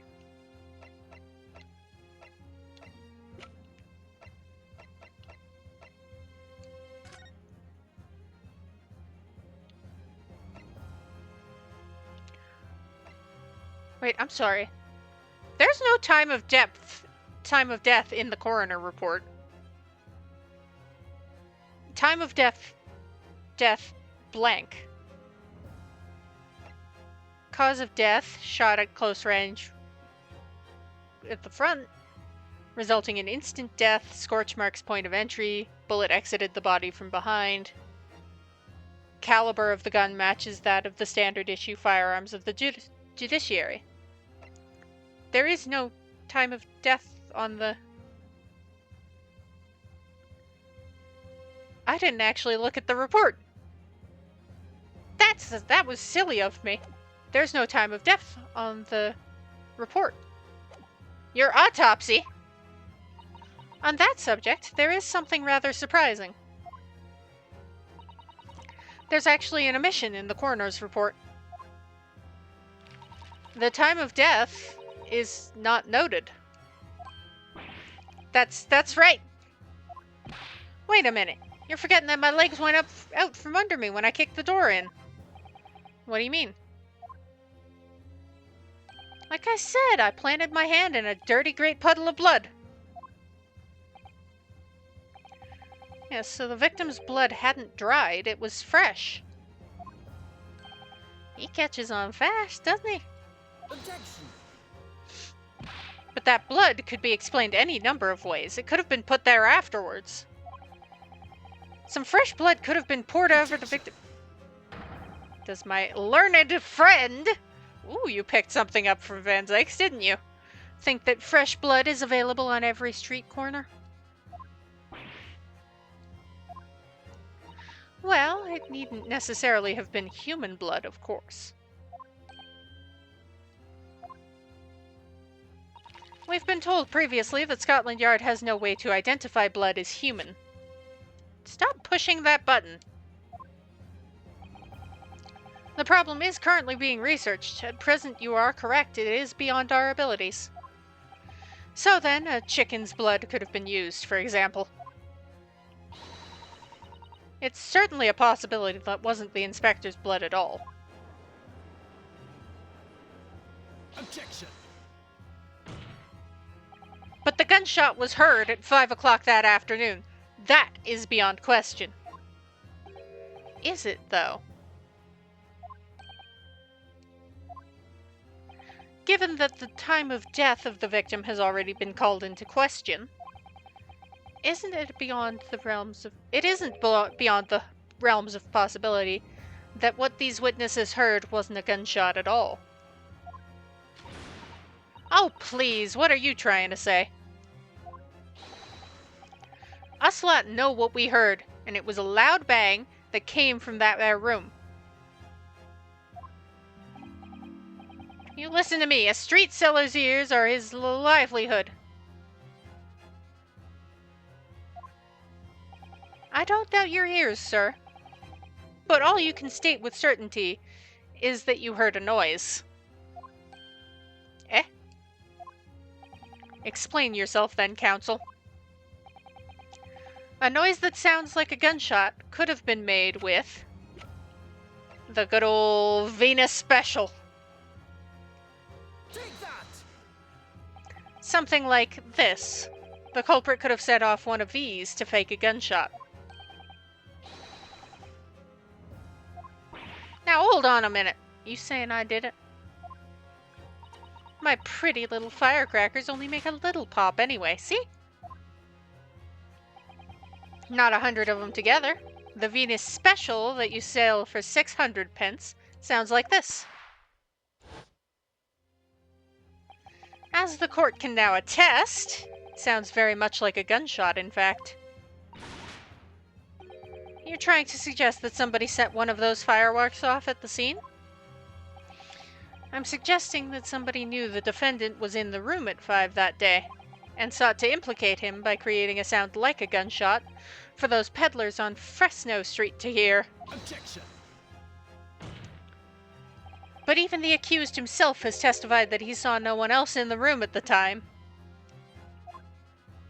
Whether it was a gun or a firecracker, the only person present to cause that bang was Baroque Van Zykes.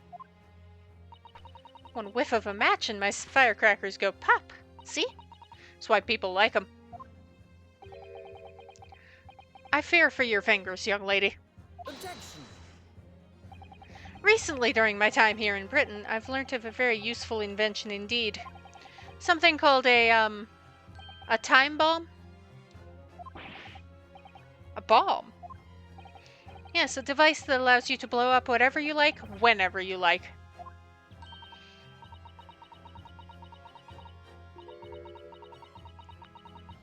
Mr. Naruhodo, I worry that your unfortunate phrasing there may lead to yet another international incident. Ah, no, wait, it's the whenever you like thing that's important. A timed device. Yes, exactly, a timed device. Something of that nature could have been planted at the scene. A device that was able to produce the sound of a gunshot long after the culprit had left. Your extravagant claim will have to be substantiated with evidence, counsel.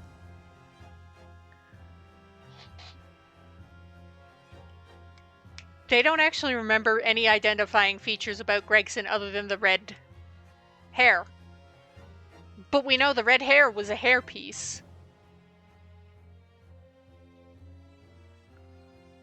So, like, anyone could have been wearing the hairpiece and walking in there with a suitcase. And since the suitcase went kapoof...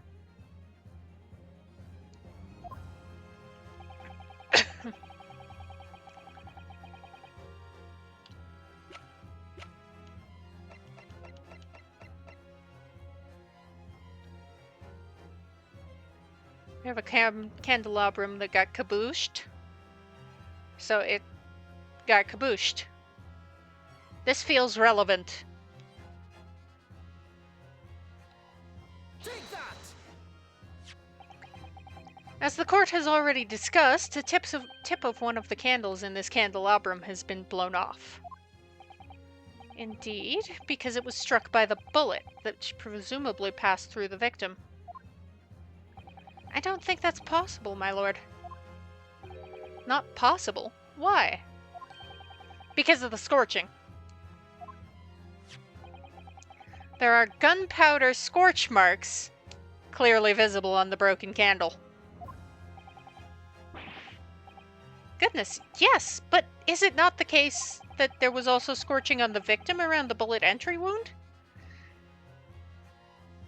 But Kazuma pointed out that that only happens about an inch or so from the muzzle of the gun.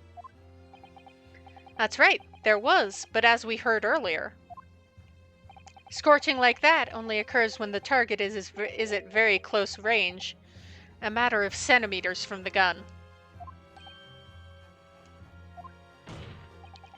Which means that the scorching on the candle can't possibly be the result of a gunshot. You're suggesting it came from the fireworks. How can that be, eh? The fact that there's such visible scorching on the candle suggests that the fireworks must have been right next to it when they exploded. Or to put it another way, the candle and firecrackers were joined together. Oh, and then when it... Because candles used to be used at alarm clocks. As alarm clocks. Because they would put a nail into the wax of the candle at the point where, when it burned down, the nail would fall out into the like a little tin dish and just make this clatter and wake them up.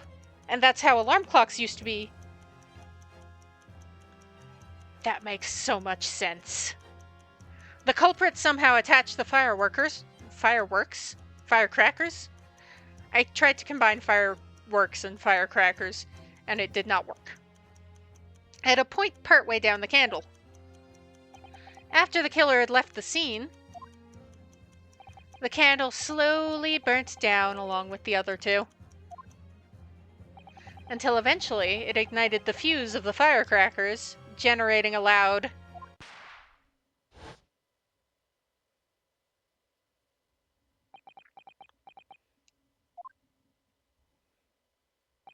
And that is how these three witnesses came to believe they'd heard a gunshot at 5 o'clock. Well, what a plot. There's a scheme, there's a plot.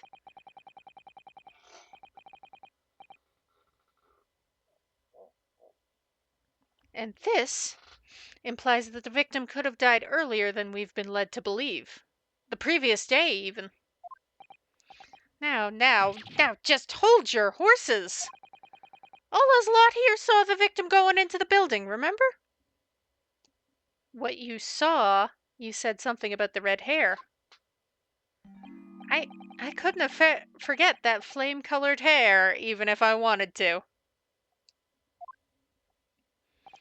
The person you saw entering the building wasn't the victim at all. Consider this. Obviously, anybody can wear a wig. So the person that these witnesses saw entering the building 15 minutes before the incident occurred could easily have been someone else entirely wearing the red hairpiece.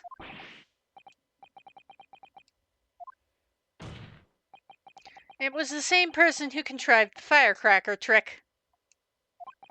In other words, Inspector Gregson's killer. Pfft. Don't laugh at me!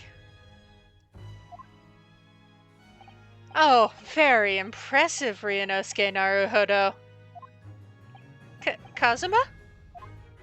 I'm really quite amazed you've come this far. But after all, wasn't I the one who told you that you had all the makings of a great defense lawyer? I also noted the lack of a time of death in this report. A stark omission. But as far as I'm concerned, this whole country's justice system leaves a lot to be desired.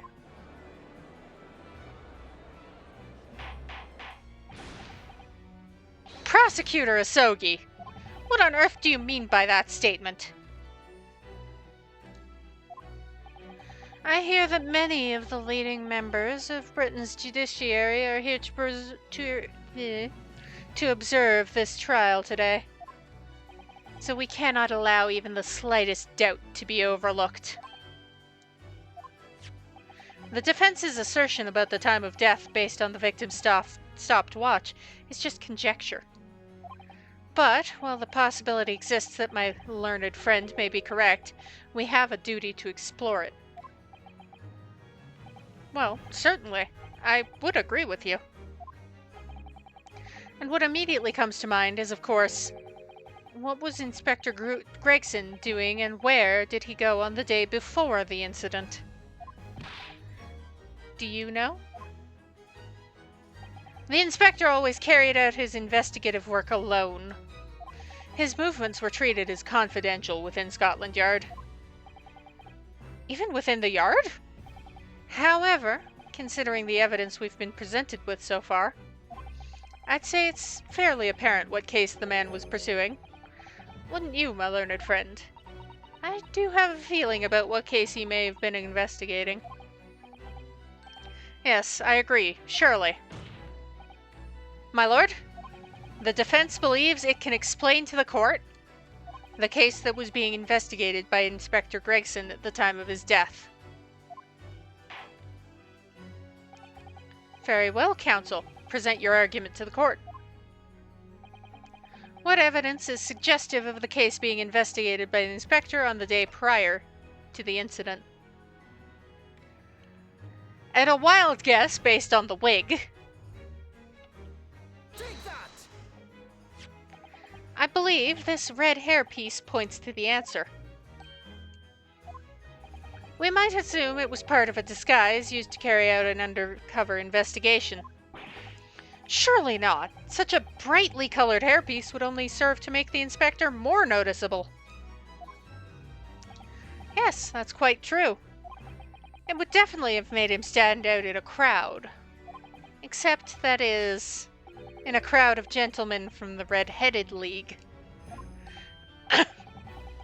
The Red-Headed League? So, he had already worked it out. You look so smug, my guy. What on earth is this all about? Is there such an extraordinary league of gentlemen? The Red-Headed League is currently under investigation for a grand deception. A deception of what nature, counsel? They've been targeting red-headed men across all of London and tricking them out of small sums of money. 2 men were arrested for the misdemeanor only yesterday, in fact. My lord, the defense calls for those 2 men to be summoned at once. 2 redheads?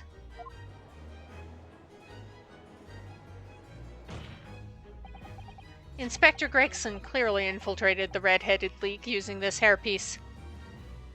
So it's very likely that he had direct contact with these criminals.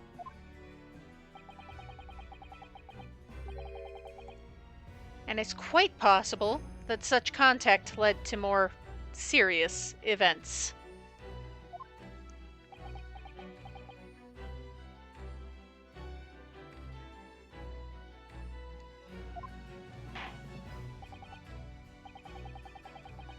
Concur, we cannot in good conscience leave this new avenue unexplored. Well done, Mr. Naruhodo. Well, it's another possible line for inquiry for us, at least. The prosecution will make immediate arrangements for the charged men to appear. Bring these two red-headed League conspirators before me, Prosecutor Asogi.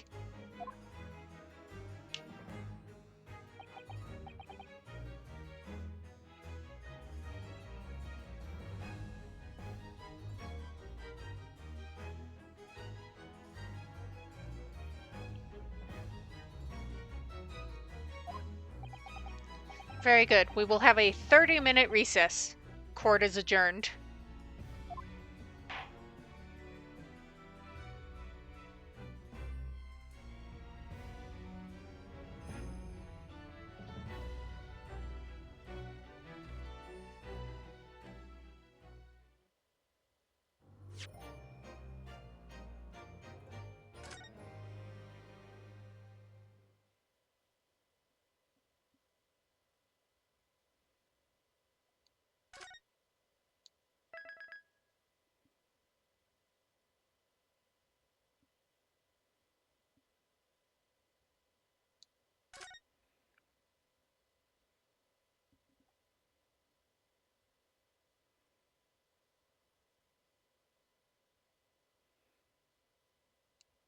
Yeah, I'll give the next section a shot. I might have to wrap the stream like halfway through, but you know.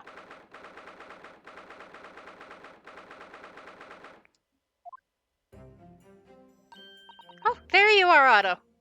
What kept you, my dear fellow? Hello, Mr. Sholmes. Gina? You sure about what you said in there? That the boss, actually died the day before?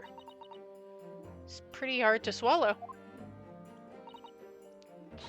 I was shocked by the revelation too, Gina. As was I. Possibly more shocked than both of you. It's not a competition, Mr. Sholmes. I was more shocked than all you've put together. This is the autopsy report in question, isn't it? It's strange that there's no time of death noted. I suppose there's a simple explanation. Or perhaps it was a deliberate omission. Oh dear. If it was deliberate, puts me in mind of the last case we worked on, and Dr. Scythe. I know. Anyway, it seems on the day before Lord Van Zykes discovered his body, Inspector Gregson was investigating the Red-Headed League, so perhaps something happened with them. Come to think of it, you had trouble with those League men too, didn't you, Mr. Sholmes? You were taken in by their trick. No. Naturally, I wasn't taken in, as you put it. My sleuth hound interest was merely piqued slightly at the rare scent of a weekly £4 income. And that scent masked the underlying scent of deception, I suppose.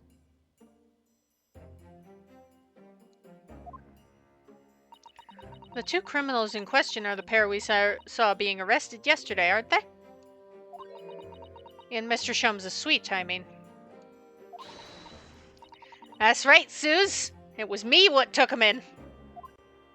Thanks to a tip-off by a good law-abiding citizen.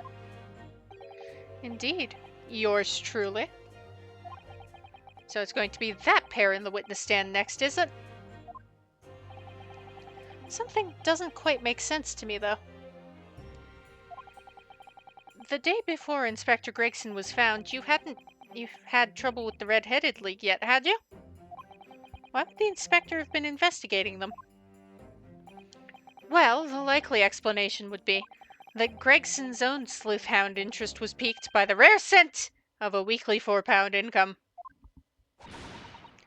Don't tar him with the same brush as you, Sholmes.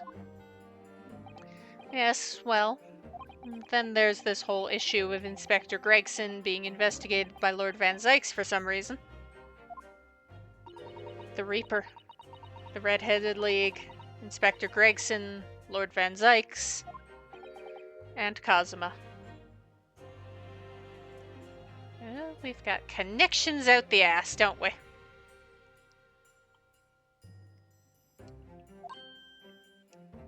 I feel as though he knew we'd arrive at this point somehow. Gosh, I think you're right. What's he really trying to achieve here today?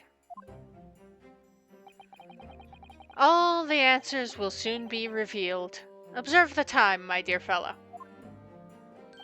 This recess will be over very shortly. Yes, you're right.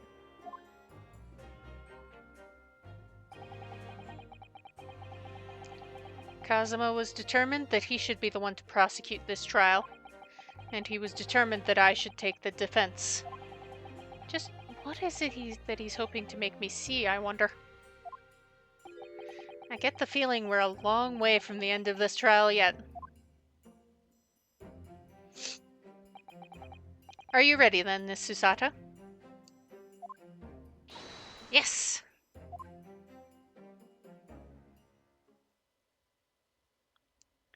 Whee!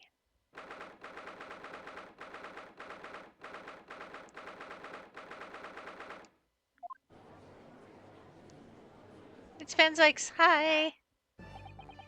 In the name of Her Majesty the Queen, I hereby declare this court to be in session again. We resume the closed court hearing of Baroque Van Zykes, here present, who stands accused of murder. Now then, Prosecutor Asogi. My lord? Have you summoned the witnesses as requested? Yes, the 2 members of the Red-Headed League who planned and carried out the deception. They arrived not long from the local prison by police carriage. Very good.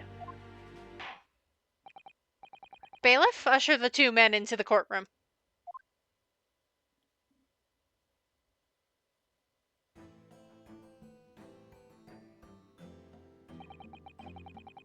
These 2 men are currently being held by the police on suspicion of attempted extortion.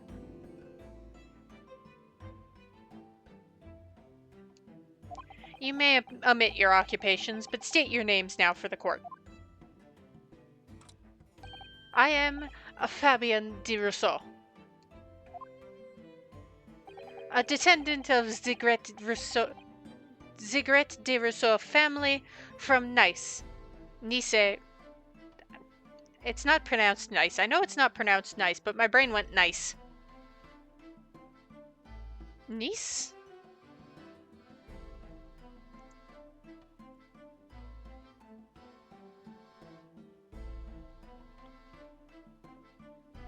Nice! It's pronounced Nice. From Nice.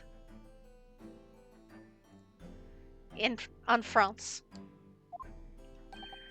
And my name is Peppino de Rossi. I am the 3rd son of the great Familia de Rossi, the landowners from Napoli. The 2 men first became acquainted in a boarding school for European nobility.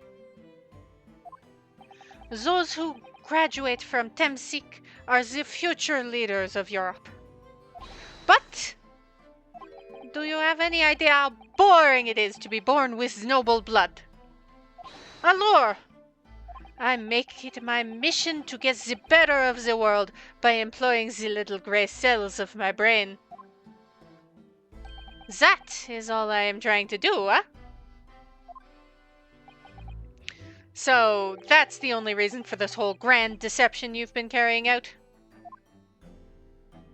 Oui. You could say that. Not bad, eh? He has the grand ideals, but the petty plans. This strange combination is the charm of the Hilarious brothers. See, Capo?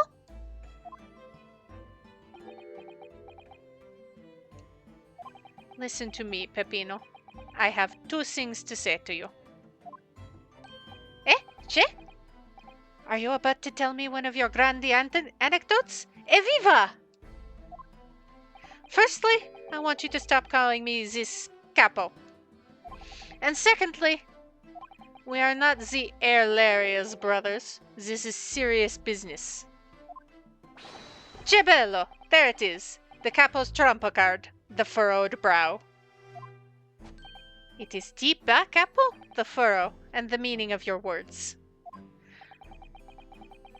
The court has been led to believe that under the banner of the Red-Headed League, you have conspired to swindle money from unsuspecting members of the public. Is this true? Oui, c'est ça. C'est ça? French. It's hard. I'm getting close, I think. And what exactly was the nature of this deception by which you planned to defraud? Alors, I will explain it.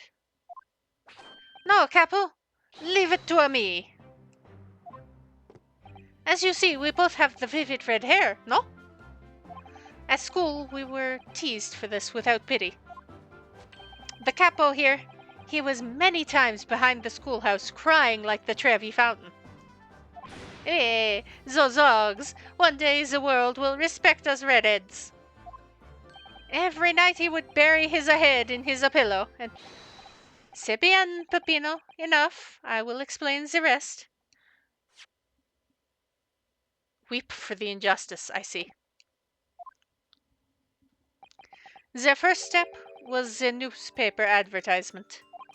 About 1 week before the plan was put into operation, we listed the same notice in every paper in London. Yes, we saw that notice. It was this one, I believe, entitled To the Red-Headed League. Oui. I am honored that you have seen it. It states the only condition for joining the League is having flame-colored hair, and that if you satisfy the interview panel and are admitted into the League, you could receive a weekly income of £4. On the date specified, red-headed hopefuls gathered in droves at a park specified in the advertisement. And from each person present, this pair took an application fee of 5 shillings. And with the money, to France. 'Twas a plan most elegant, no? No, it was most dishonorable. But, to be frank, I'm stunned anybody was foolish enough to be taken in by such an obvious trick. The park was described by one witness as choked with red-headed folk, like a coster's orange barrow. And the day on which all these men gathered to apply was the day before the victim was discovered. Crucially, these two men spoke face to face with every single person present that day. Oui, I have seen more red-headed people in one day than I will see in the rest of my life. See, and now, every time I see the Capo's hair, I feel sick to my stomach. Anyway, why have we been summoned here today? Sorry? The date for our trial was not until tomorrow, I was told. Naturally, neither of these men have been told any details about this trial. They've only been shown this photograph.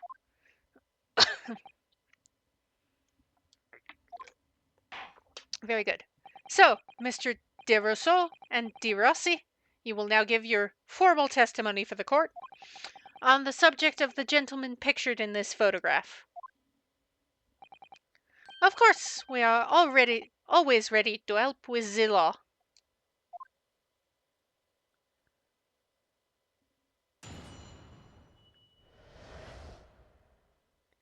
The man in the photograph. We had more than 1,000 red-headed people assemble in the park on Lime Street that day. But I don't recall the man in this photograph. I Capo? No, I don't remember him. Obviously, he is dead now.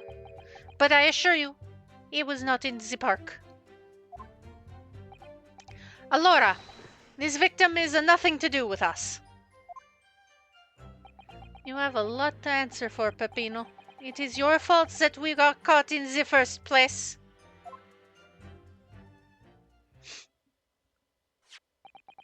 You've given sworn testimony that this man in the photograph was not present. Can you be certain? Oui, I am quite certain. We did not interview this man. Nobody looking like this came to the park. This I can promise. It must be noted that you've been arrested for a grand deception, however. Accordingly, this court has little confidence in your assurances. Uffa! With this attitude, we get to nowhere, huh? He's really a sulkin now. This confidential document was obtained directly from Scotland Yard. It records an entry from the inspector's private diary dated the day before the incident. It reads, Lime Street, Red-Headed League, undercover. I have the answer. Maybe there was another similar event in the park on the day in question, eh? That is ridiculous. There's no question that Inspector Gregson was investigating the Red-Headed League, which means it's quite possible that that's when he was killed.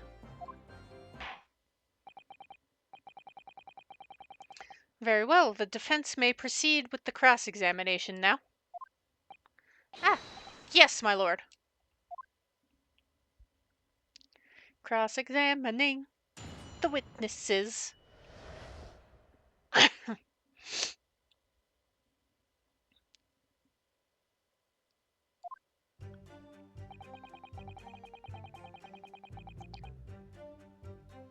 No, I figured you had a lot of red-headed people.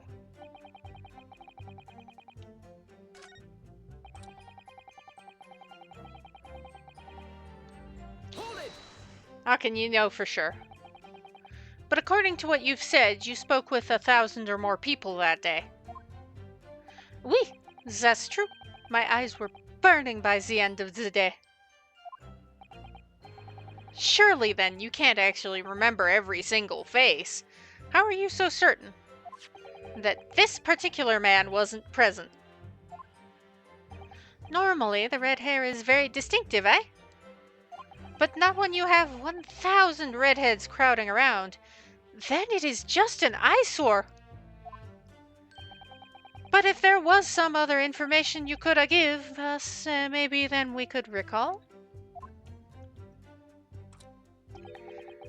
That is not the line, Peppino. Remember, we do not remember him. We are sure of that fact, huh? If there was a man with a red hairpiece, but his mustache does not match the color, then I do not think I could have forgotten him. Kazuma said these two had only been shown that photograph and they've been told nothing else at all. But what if I fed them just one other detail about the man? For example, his profession. Because I think if they knew there was a cop there...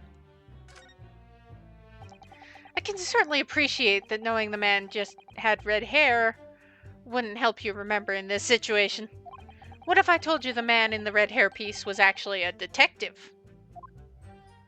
The man in the photograph? A detective? Yes. Would appear he found your notice in the paper suspicious and decided to investigate incognito.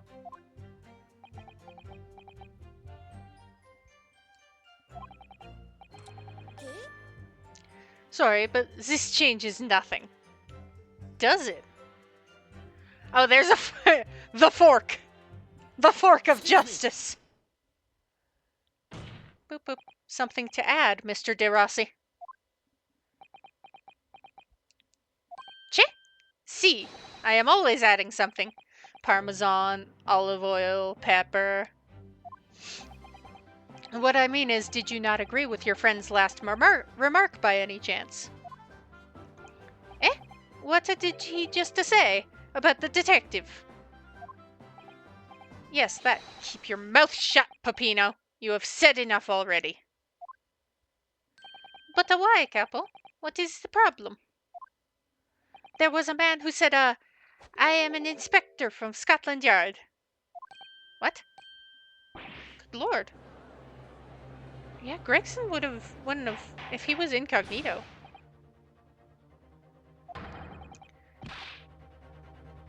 Explain this volte-face in your testimony, witness. What the fuck?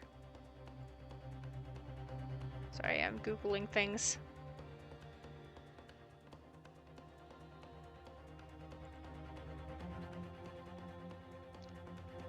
Reversal.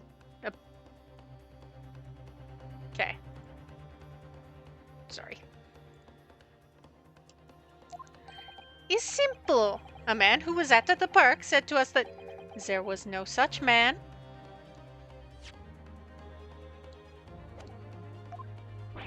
Matai, what are you saying, Capo? Have you forgotten, eh?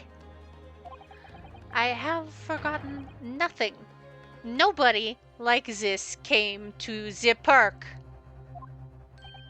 Basta, Capo, basta! You beat me at many things, but not two. You have the memory and the meals. Like I said, when it is time to eat the pasta, no one is a faster. But you are inferior to me in every other way, so shut up! Objection!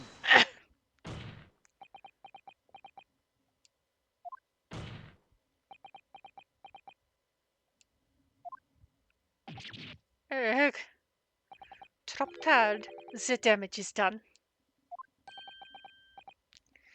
Indeed it is, sir. There was a man who came to the park and said he was... And he said he was an inspector from Scotland Yard. However, he looked nothing like the man in the photograph. He was someone else. How can you be so sure?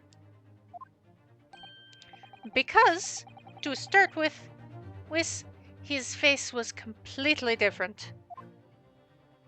See, it's true. The man who came was a younger. His face was clean-shaven, his eyes were sadder, and his chin was thinner. No resemblance whatsoever, then. Anyway, I was not going to be fooled. I took the obvious precaution and said to him, if you are really a detective, show us the proof. See, the capo here, he doesn't take no nonsense, eh? But he was well prepared. He said he had identification. Identification? You mean official police inspector's identification? That is most unconvincing. Sorry, my lord? Counsel, no incognito inspector would offer his identification for inspection. It's quite out of the question. Definitely. Why would he expose his true identity? Clearly, the papers were fake. Certo, capo. You are a genius. As we say in Italia, it takes a thief to recognize another, eh? And what happened after he announced that he was a detective? He became very annoying. He said, you are under investigation. So I took his paper from him and chased him out of the park. It was fantastico, and look, here is the identification. So you stole it from the man. He had it coming. He made us very scared. But he was not who he said he was. Indeed, the person described does not appear to have behaved as a true inspector would. However, I believe it would be prudent for these identification papers to be entered into evidence.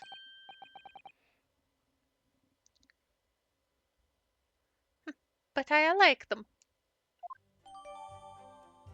Identification. Let's look at that. After I look at the identification, we will return to the witness's testimony. Oh, that's a police card. Let's open it. Well, I suppose we should see what this inspector's identification looks like inside. Shuff. See. Yes, it definitely looks fake, doesn't it? Out of interest, what name is given? Probably just something plucked out of the air. It's Tobias Gregson. Wait, what? This Scotland Yard insignia looks genuine to me. But how? And the department and identification number details are all correct as well. Since when have you known those? Do you mean to say... I know it seems incredible, but yes. I think this is a genuine identification book issued by Scotland Yard. But that's unbelievable. This is the real thing after all?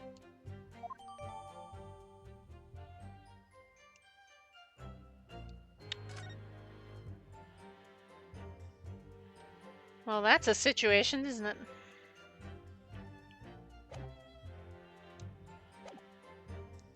Witness's testimony. Let's go. Allora, this victim is a nothing to do with us.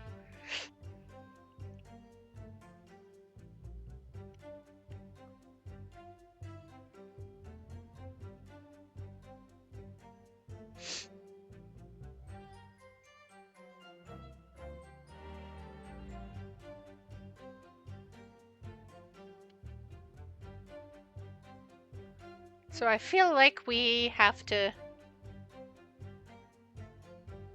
prove them wrong.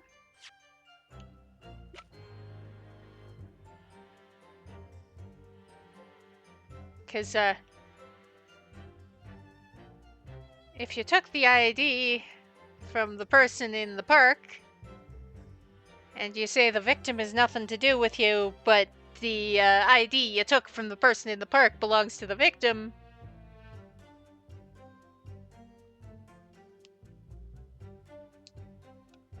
Objection. I wonder if I could ask you to examine this identification book very closely, Miss Lestrade. Why Miss Lestrade? What is your intention here, Counsel? Is this really a fake, or is it genuine? That's the question, which we can't answer ourselves. Objection. Don't be ridiculous. No Scotland Yard detective would allow his or her identification to be stolen.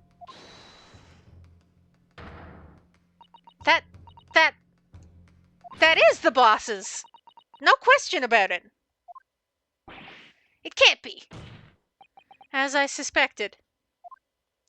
The undercover detective who attended the Red-Headed League's enrollment on the day in question was the real Inspector Gregson carrying out an incognito investigation. Zutalo! He fell down. But if the boss had his identification stolen, he would have reported it straight away. I mean, he was always at me about it. If you lose something, report it at once, he'd say. Could it be, then, that the inspector was physically unable to report it? Physically? Aye? What are you saying? Unable to... You're not suggesting... Yes, it's quite possible that he was killed before he had the chance to report his identification stolen. No. Perchance. The defense posits that the victim was killed the day before his body was discovered, at a different location.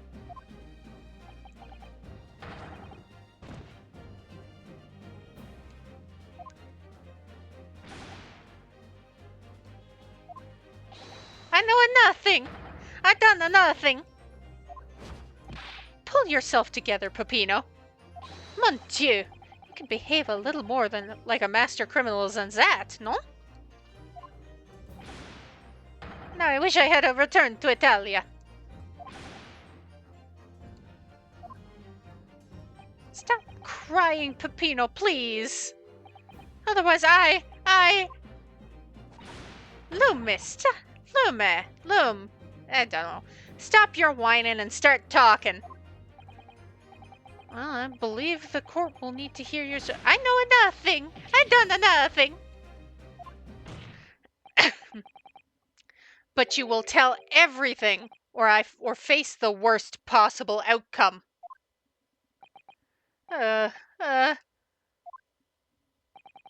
You will dry your eyes and testify again about these identification papers and the precise circumstances under which you came by them.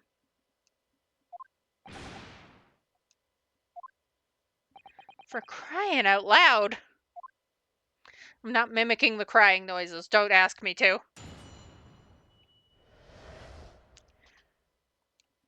You sniffly little bastards. The truth is, we took him prisoner and kept him for the night at our secret hideout. Even though I didn't think he was a real detective, I was too scared to let him go that day, just in case. We took the man's identification from him and shut him in the room next to ours. There might have been a little tussle, but we did him no harm, and the next morning we let him go. He spent the night in a nice room. It was nothing like prison, really.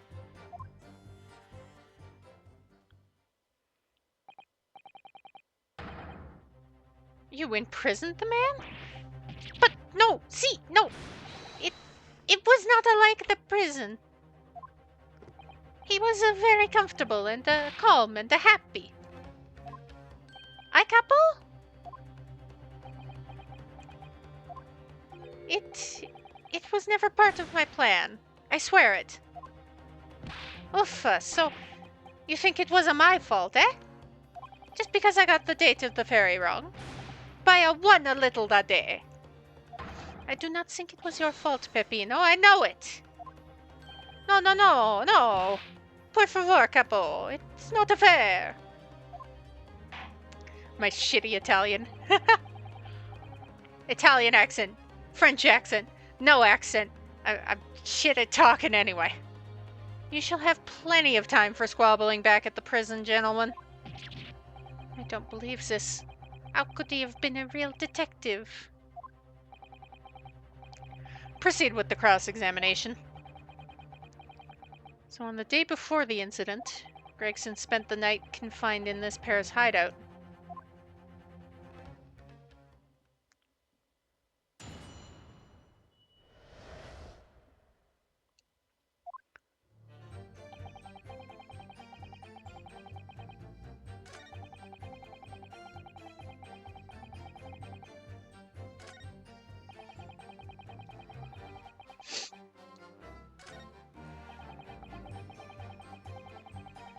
Did him no harm, huh? Hold it! What do you mean by a little tussle, exactly? Boof! It was nothing. Just a minor incident. The Fosso Inspector, he was a real piece of the work. I capo? What happened? It was a disaster. We give him a nice room, and what does he do, huh? In the middle of the night, he tries to escape out through the ventilator. Can you blame him? We chased him, monsieur, and we got him again. Can you blame us? Yes, you're criminals.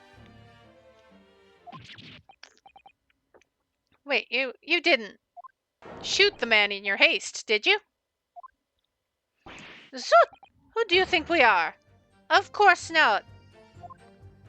I simply caught hold of him again and took him back to the room. Excuse me.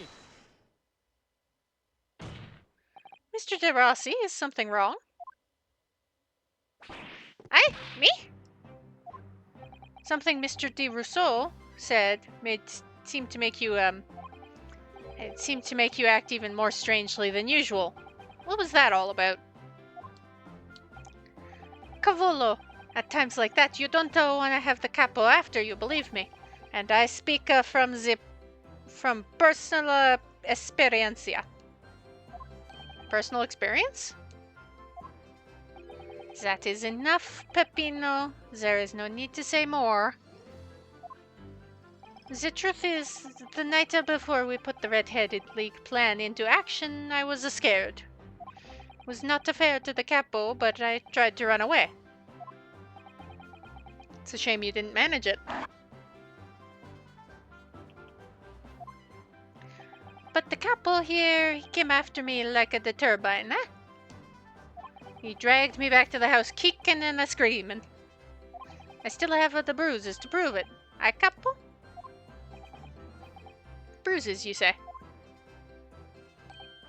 Oh, you wanna see, huh? You wanna see my fantastico bruises? That's enough now, Peppino. No one wants to look at any part of you. What did it do, eh? I show you, or I don't. I show you, or I don't. You do! Now! Allora, if everybody wants to see, then I do it. Ecco, you see? He's still very visible, eh? That red ring around your neck. You got that when you were dragged back to the house? See, the capo, sometimes he is very rough, and I said that's enough. Peppino's neck is nothing to do with what we are talking about here. You have my word. Yes, what is your opinion, Counsel? Put this red ring around Mr. DeRossi's neck? I wonder. Does it matter?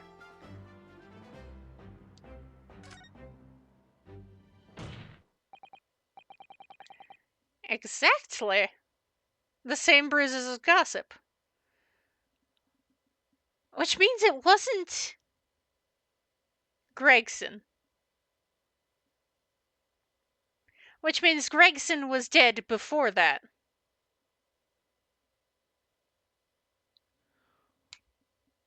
The diary!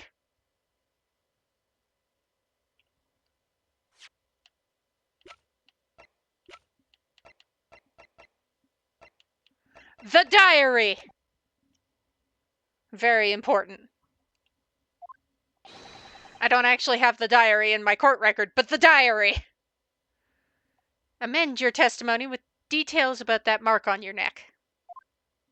Aye, capo. You see? Everyone is interested in what I say, eh? Very important. Very well, you will amend your testimony as requested, Mr. De Rossi. A typo. How dare there be a typo in this game? See, if you really wanted to know. He tried to escape, but the capo put the collar on him and dragged him back, like he did what he did that to me, see?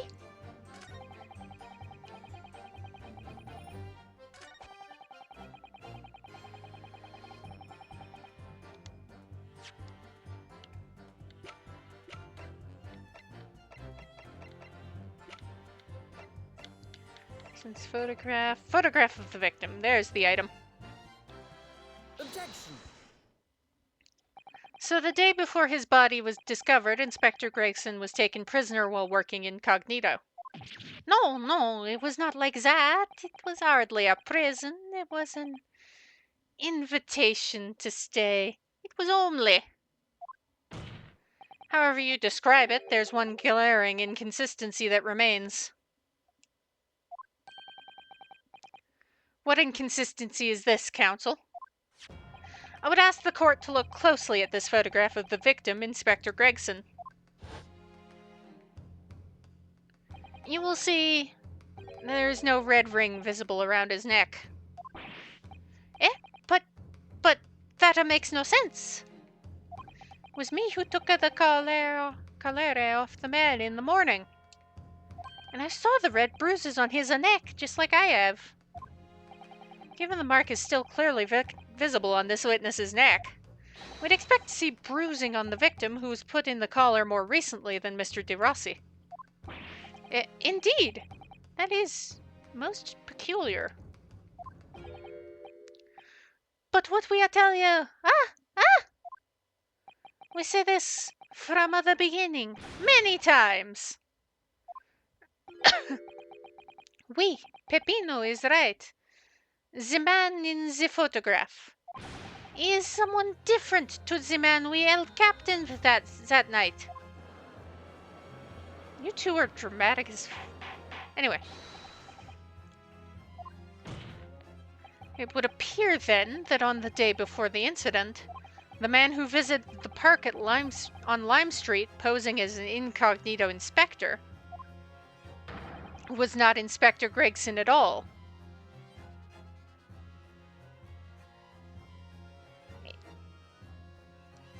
Objection. If that's true, however, how do you explain the inspector's identification?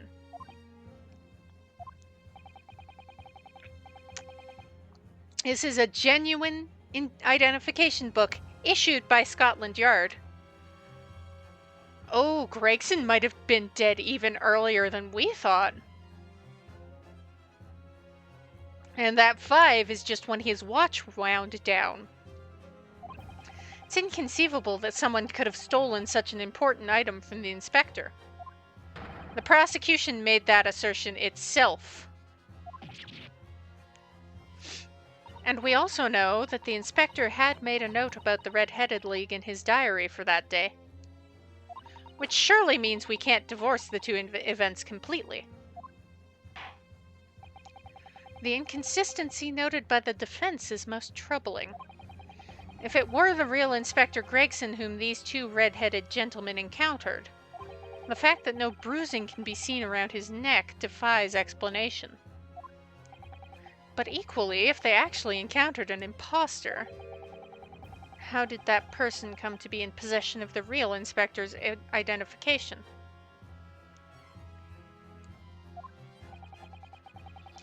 Does the defense have some plausible explanation, counsel? The whole thing defies explanation. It is for precisely these occasions that we keep meticulous notes in the court record, Mr. Naruhodo. Because those are the facts, and the facts cannot lie. No, the facts can't lie. Even when they point to something so incredible, it's almost unbelievable. Well, my lord, the true identity of the person who turned up in the park for the Red-Headed League's enrollment is revealed by information in the court record, I believe. Very tantalizing, Mr. Naruhodo. So why don't you help us all to see whatever truth it is that you've apparently seen? Who exactly was this inspector that appeared before Mr. De Rousseau and Mr. De Rossi? Oh shit, wrong button! Alright, I'm going to pull a trick. And that trick is going to take a little while, but I don't want to lose a life on that because I clicked too fast.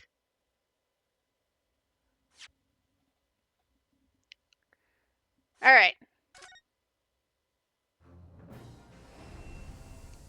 I clicked too fast, so I'm just gonna...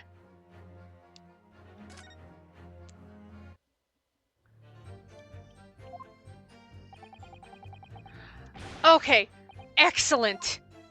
It saved during their testimony.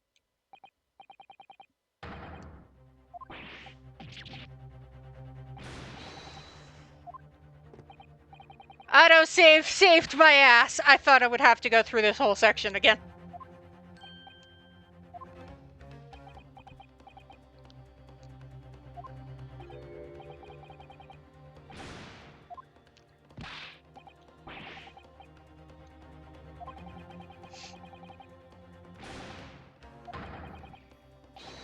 We love autosave. Autosave is our friend. .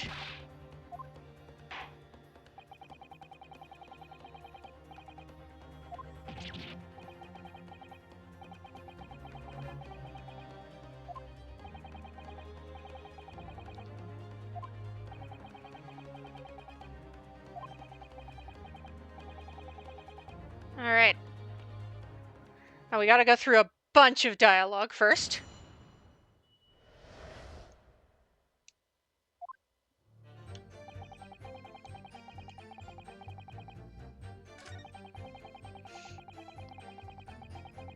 I was not losing a life on a misclick. Okay? Okay.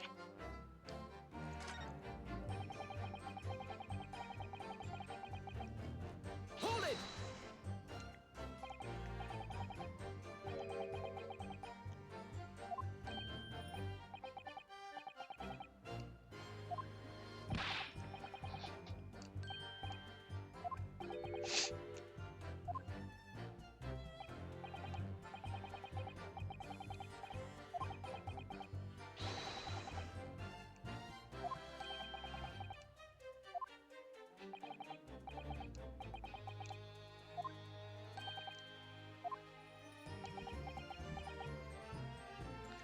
Didn't get shot, blah blah blah.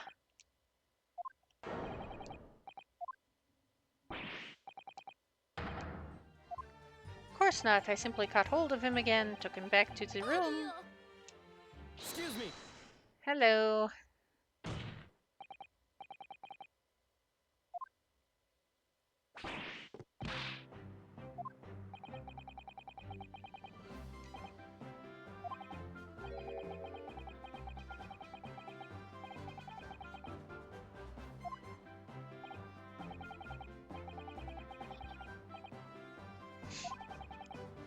Personal experience.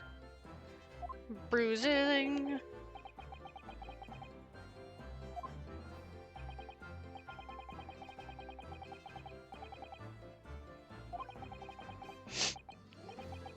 Tried to run away.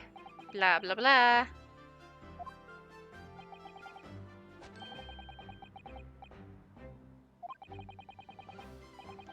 Kicking and screaming.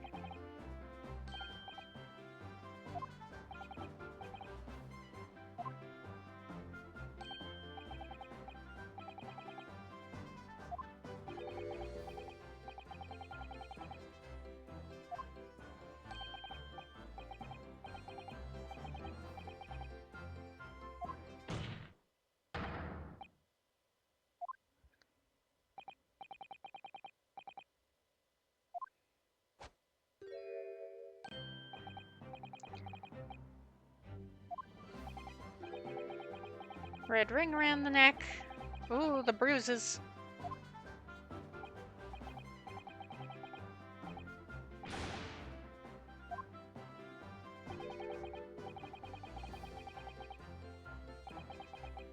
Oh, it's very much something to do with what we're talking about.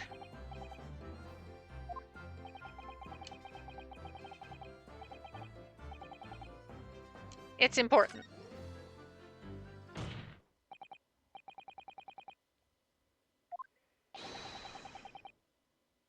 And the testimony.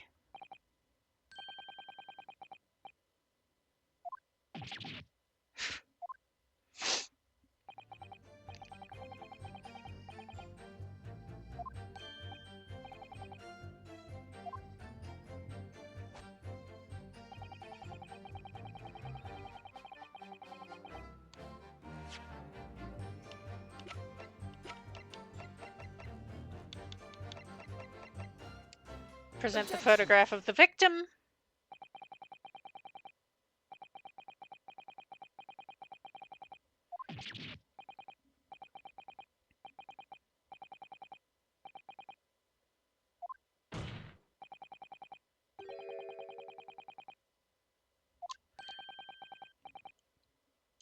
Excuse me.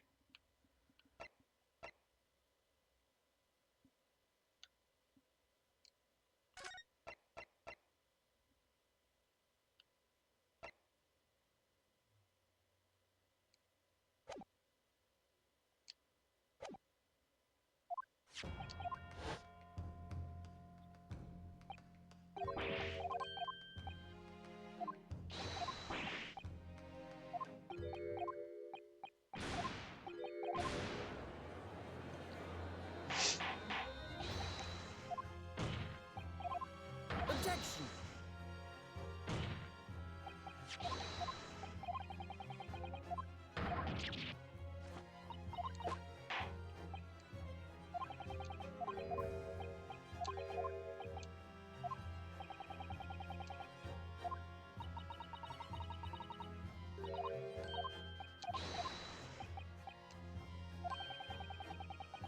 Court record. Woo! An imposter. Choose the right option, brain. Alright. I was skipping through like I had already. Though it seems incredible, I admit the undeniable facts point to only one thing. Since no bruising can be seen on the victim's neck, the person who these two red-headed men took prisoner that day cannot have been Inspector Gregson.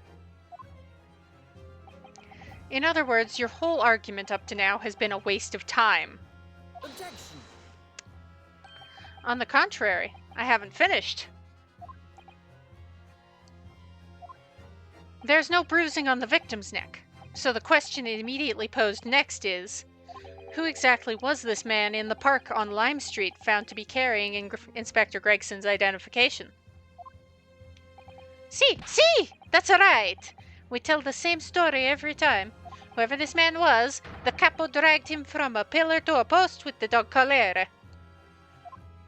Dieu, Peppino, I was not so harsh as you say, eh? So who was that falso inspector, eh? Who was he? Clearly, the defense has an idea about that. About the true identity of the man these two imprisoned that night. I must ask the counsel for the defense to elaborate post-haste.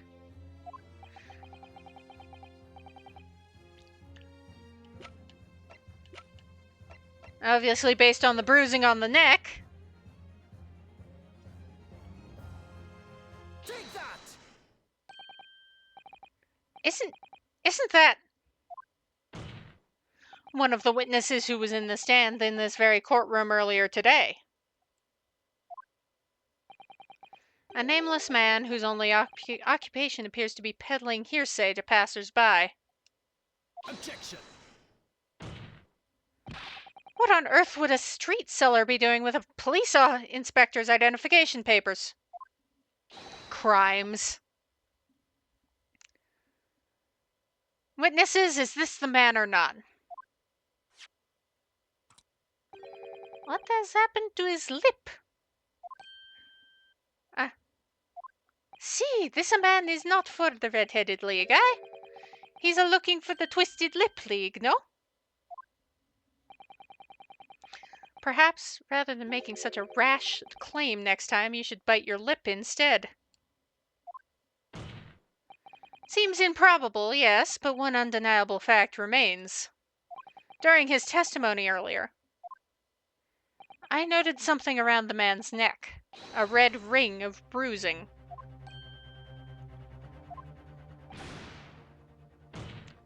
The defense demands that Mr. Gossip be brought back to the stand.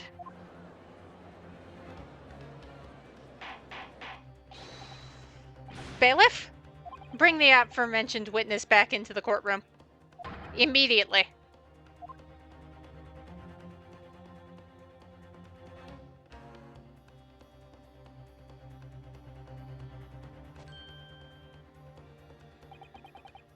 Well, those are matching bruises.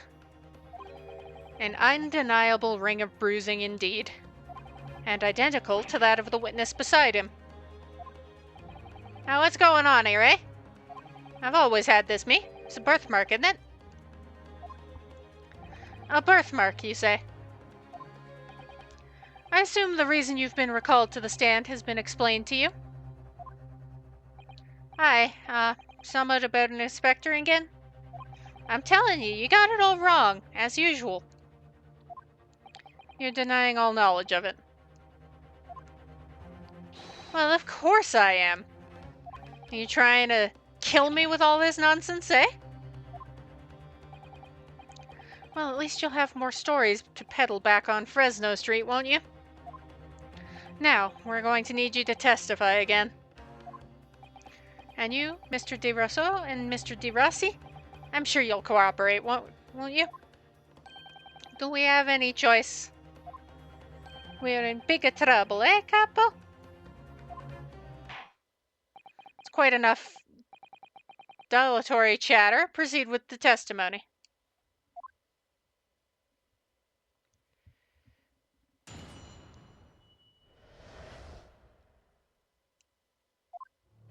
The man who claimed to be an inspector that day was definitely not this man. Is right, see? You think we would forget those grand lips, eh? I never leave Fresno Street, alright? I've no interest in any red-headed league. I'm all alone in the world, me. I got no kinfolk or nothing. Why would I be involved in something like that? Just look at me, eh? Does it look like I could carry off a disguise with a face like this?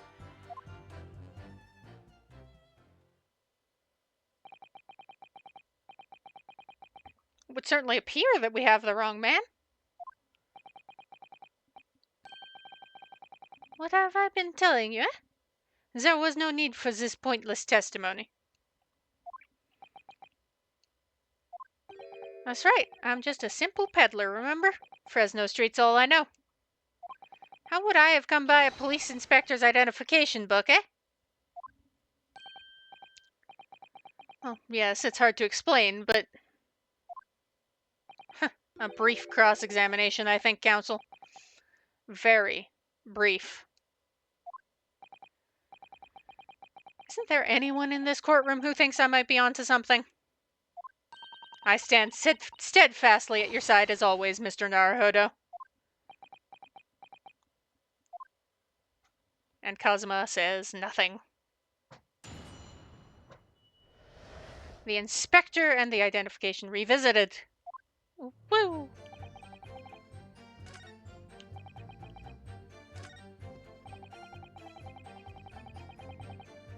Hold it! So, you'd heard of the Red-Headed League, had you? You don't get a name like Gossip for nothing, eh? It's my business to know what's going off in town. I sold that tasty tidbit to a fair few redheads that came past me. Just between us, I never... I even got sandwich to cough up for it. Well, he does have a very red nose, if that counts. Who knows? But as you can see, my own hair's not got a hint of red in it. And in any case, Fresno Street's my patch. You won't catch me sidling off to some other part of town. No, sir, not likely. So. Excuse me. Mr. de Rousseau? Oui? Can I help you?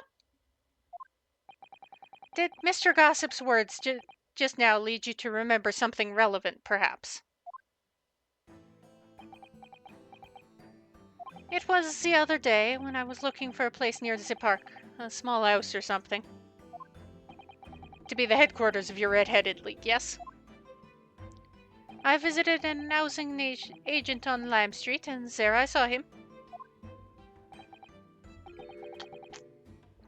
This man was paying money to the agent.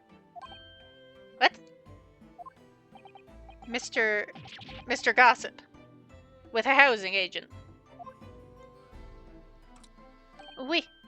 He had some kind of contract in his hand, and they were clearly discussing terms. But no, you're mistaken, chum. I've never left Fresno Street, me. Like I said before.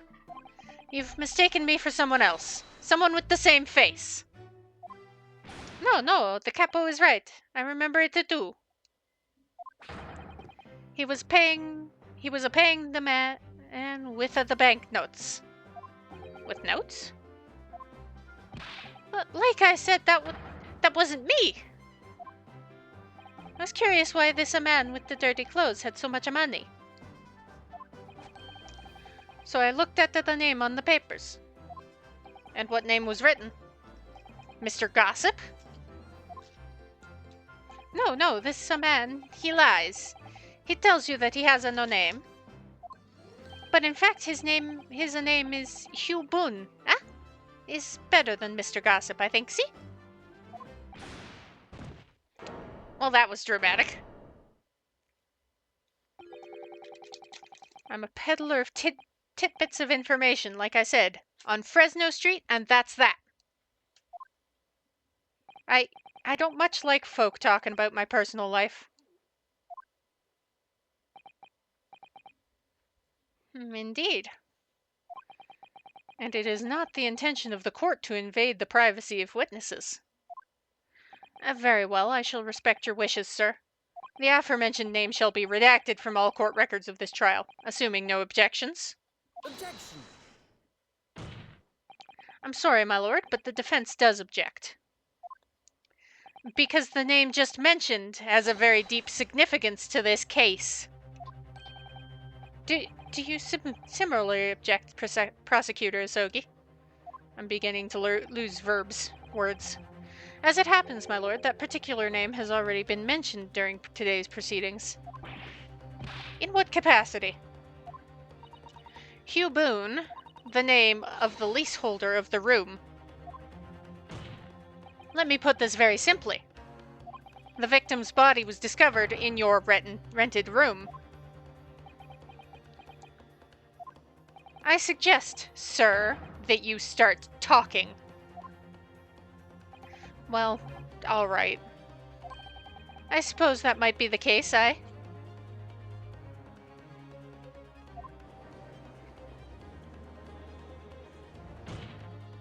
So your real name is Hugh Boone? Well, just between us, I don't like to blow me own trumpet, but there's no finer peddler of titbits in town. So I happen to be able to afford a grubby little room in a falling down backstreet townhouse. They really like making references to home stories in this game, don't they? You do? And once every 6 months, I go and pay the rent to the agent on Lime Street. I remember now. There were 2 vulgar redheads in there last time. If either of us is a vulgar, it's not to me. Sink again, Peppino. Why didn't you bring this up before? It's like I told you already. I don't like talking about my personal life. I'm a titbit peddler as far as everyone else is concerned. No fuss. So then, why did he have a picture of Mrs. Vigil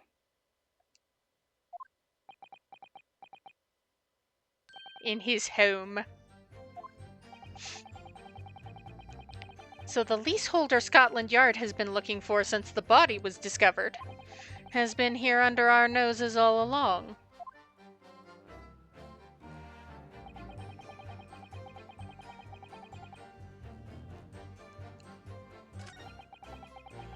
No kinfolk or nothing. No kinfolk, huh? What's this picture about? Objection! If you have no kinfolk, as you put it, then explain why it is that among the sparse furnishings, we found this photograph in the room. I presume, as you've been renting the room, that this photograph belongs to you, does it not? Oh, well. Mr. Boone, drop the pretense and tell the court exactly who you really are. I don't know what you mean. I'm a peddler. I keep telling you so. You really don't need to bother with me. Please, just leave it alone. As the man says, leave it alone. Whatever the truth is about this man's life, it has no bearing on this case. Because it's simply not possible that he impersonated Inspector Gregson. Objection! How can you be so sure? Just look at the man. No amount of disguise could ever hide those unmissable features. Objection! But what if we were to look at this the other way around? What do you mean? Yes, counsel, what do you mean? Well, there's no denying that Mr. Boone's lip is very prominent indeed. But consider the possibility that his prominent lip is itself part of an elaborate disguise.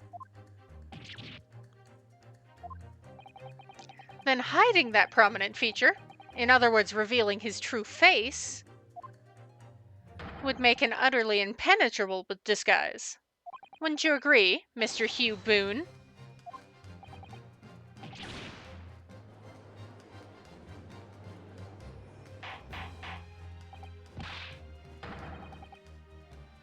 Witness, are you still hiding the truth from this court?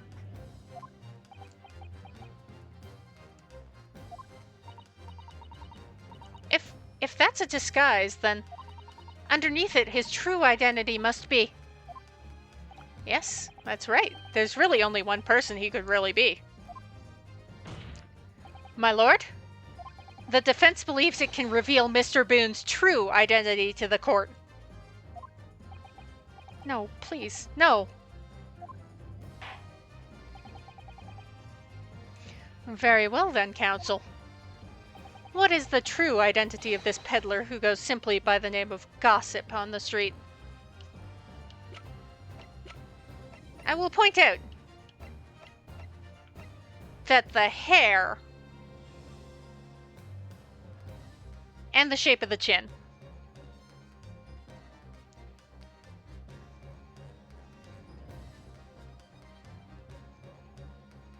Take that! Your real name is actually Mr. Vigil, isn't it? Mr. Daily Vigil. Oh, he's startled. Who is this Mr. Vigil? It's a name I encountered yesterday, my lord. It has to do with a certain client of Mr. Herlock Sholmes. A young gentlewoman came to the detective asking him to locate her missing husband. The woman in this photograph, in fact. This is Mrs. Vigil. What? From what I understand, you haven't returned home since the night before the inspector was found dead. But of course, on that night, you were being held captive by the two red-headed League men. And last night, you were put up by the prosecution service in preparation for testifying in this trial. Because we'd been led to believe that you, Miss Venus, and Mr. Sandwich were all homeless. Being important witnesses in this case, we needed to know where we could find you, of course. And that explains why you've not only been able to return home, but also unable to contact your wife, who's been beside herself with worry waiting for you at the Vigil residence. Now, just you hold on a minute, What I'm talking about. Really? I don't have the first idea.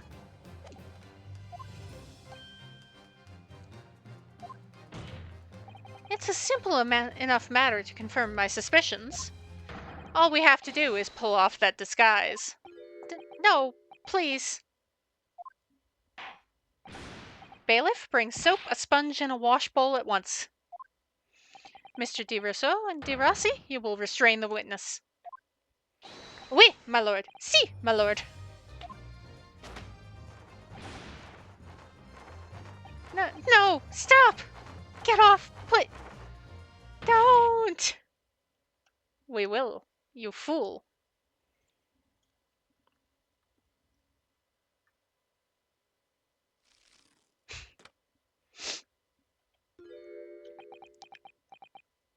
What? It was the guy I thought it was? Nuts.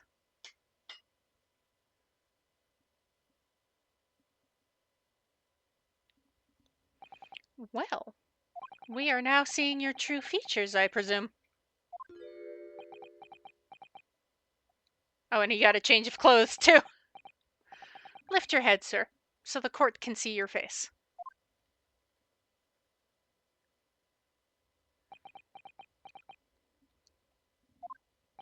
It would appear that the defense counsel's assertion was entirely correct. This has all been a very elaborate deception. There's a lot of elaborate deceptions going on. So, witnesses, tell the court, have you seen this man before? I don't believe it, but... See, there is no question. This is the inspector we saw in the park. Extraordinary. On the day of the Red-Headed League enrollment, the man claiming to be Inspector Gregson who appeared before Mr. de Rousseau and Mr. de Rossi in the park was you disguised as the inspector, or rather, was you posing as the inspector in no disguise at all.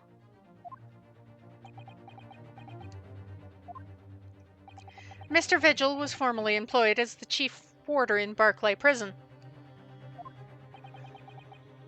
The chief warder? Then your career had promise. Why, you would quite possibly have become the future governor of the prison. What on earth have you been doing peddling tittle-tattle on Fresno Street? Well, it's been 10 years since Mr. Vigil worked at the prison. 10 years?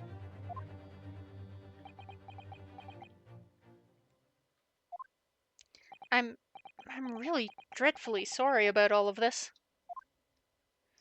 Yes, it's true, I am daily vigil. And you were the chief warder at Barclay Prison 10 years ago?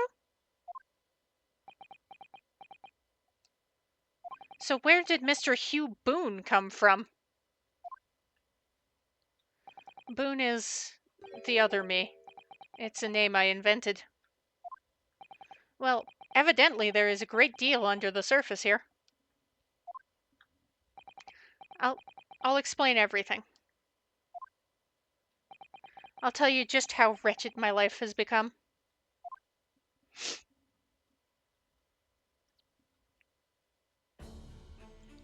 As you say, it was 10 years ago now that my employment as Barclay's chief warder came to an end. Having left the prison service, I searched for some new occupation by which to earn a wage. But times were hard in London, and I found no suitable engagements at all. In desperation one day, I turned my hand at selling wares on Fresno Street. But your wife appears to know nothing of this. She still maintains that you are the chief warder at Barclay Prison. I was utterly determined that my wife should not know of my failings, which is why I've never told her. I opened an account at the bank under the name of Hugh Boone. And I rented the cheapest room I could find on Fresno Street. The scene of the very crime we're investigating. Yes, that's right. Oh, poor guy. A place from which I could emerge every morning at 8 as a squalid peddler. And transform myself back every evening at 5 into a well-dressed man in about town before returning home. That quickly became my daily routine. I was puzzled by the lack of furniture in the room. But that explains it. But why on earth didn't you just tell us this in the first place? I have a wife, sir, and 2 sons. And without wishing to sound self-conceited, they regard me with some pride. I couldn't bring myself to disappoint them. So instead, you decided to conceal your occupation from them. Yes. I've made such a terrible mess of everything. Still, one thing doesn't add up. No matter how many tidbits of information you could sell to passing gentlemen, even at 6 pence apiece, you couldn't hope to match the salary you must have commanded as chief warder at the prison. Very true. To have kept your family in comfort despite 10 years of somewhat misbegotten employment.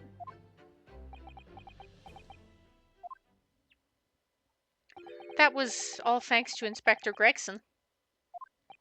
What? Inspector Gregson? What on earth?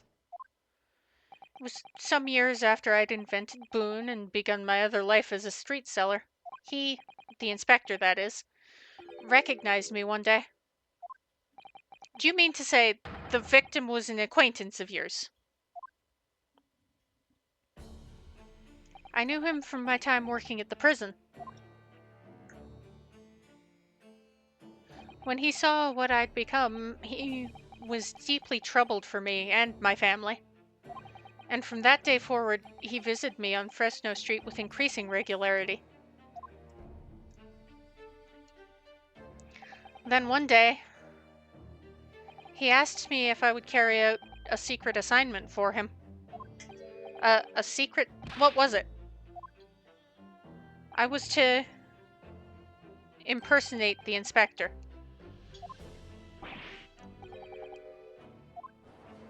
Ooh. We always met in that little room so the inspector could brief me. Visit Orxes tomorrow and take a statement from the proprietress. It was always something along those lines. Surveillance work, interviewing people. On those occasions, he would lend me his identification so people would believe who I was. My instructions were to make an impression, to let people know that Inspector Gregson had been at work. Itchy ear. It's fine. And for those services, he compensated me financially. A Scotland Yard inspector willingly relinquished his identification into your care with intent to deceive. That, as I'm sure I need not point out, is a very serious criminal offense. But why? What was the point of you impersonating him? I truthfully do not know. All I can say is that the inspector warned me on numerous occasions. Now remember, Vigil, I need your solemn word. You don't blab about this to anyone, alright? Ever. Even if, well, if I end up a croaker. Oh, if he dies, you don't tell anybody. In time, he started to bring papers with him to the room as well. It became something of a second office for him. So that's where the board came from. So, in fact, the person who declared himself to be Inspector Gregson at the park on Lime Street was really... Yes, it was me, acting on the inspector's orders. As usual, I removed my boon disguise, and then went as instructed to the park, armed with the inspector's identification book. It never occurred to me that the bruise on my neck might give me away. But it did.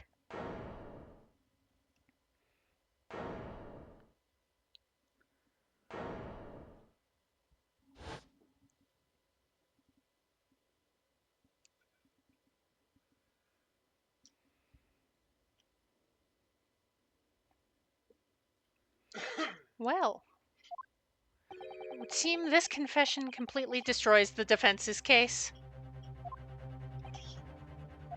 Explain yourself, Prosecutor Asogi.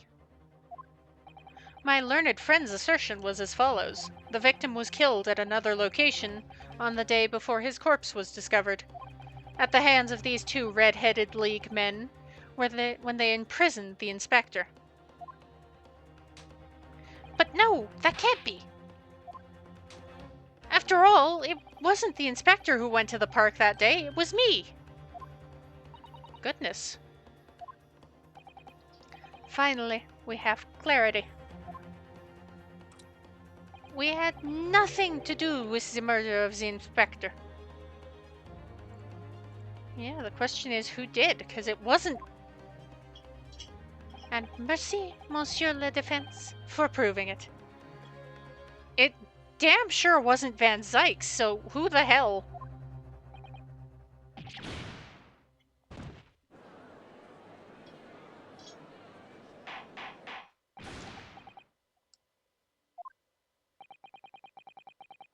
Indeed, it would appear we have reached a de facto conclusion of sorts.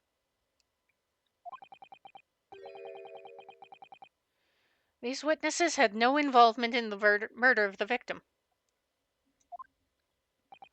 As proven, somewhat ironically, by the defense.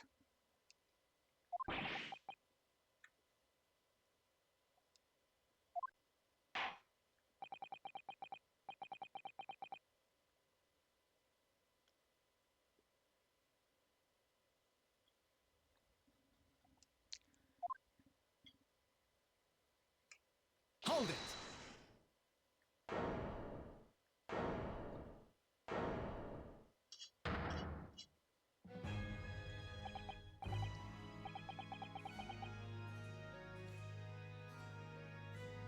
Pardon me, my lord, but with your permission, I would like to pose one further question to the witness. Kazuma? What question, counsel? It concerns the events of 10 years ago. I believe you would have been present at a very significant execution that was carried out at the time. 10 years ago?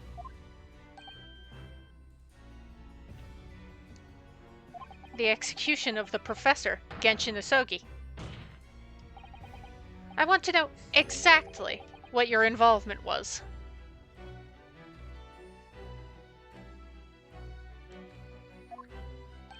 Oh! Answer me, man! One moment, counsel.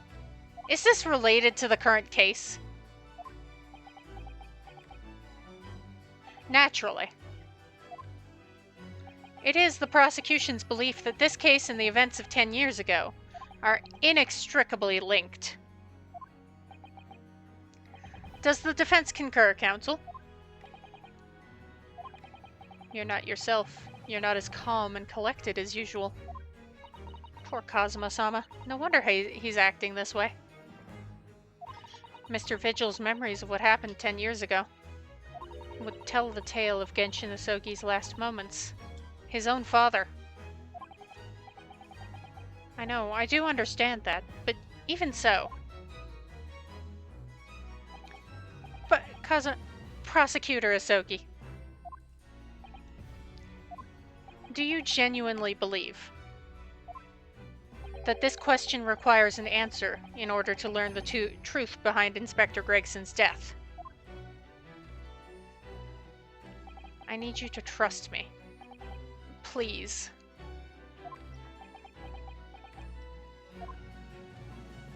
Very well. Then the defense has no objection.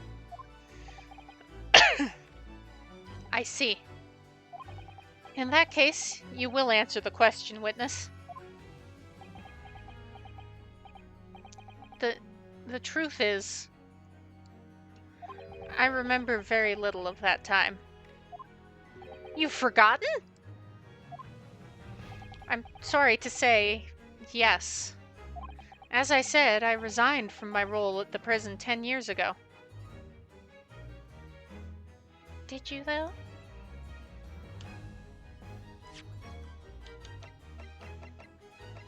Did you, though?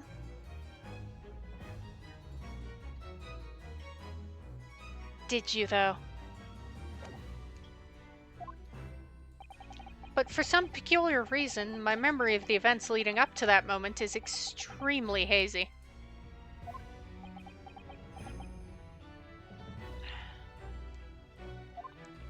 Does that not strike you as strange, Mr. Naruhodo? Sorry? Well, 10 years is a long time. But to have forgotten the reason why he left such an important job... Yes, you're right. And not only that, Mr. Vigil's claim contradicts what we already know. Like I said, did you though? The human spirit is a fragile thing. It's broken all too easily. Which is why we have a tendency to wrap it up for protection. Sorry? The human spirit. I'm afraid I don't understand what you mean. When we experience pain and suffering that we feel unable to bear, we block it out, obliterate it from our memories, seal it away. But it never truly leaves us. If the seal is broken, the memories resurface. You would know, wouldn't you, mister? And when they do, that fragile spirit may finally be crushed. But I really don't... Kazuma-sama. But if it must be crushed, then so be it, because the truth will not stay buried. It's coming out one way or another.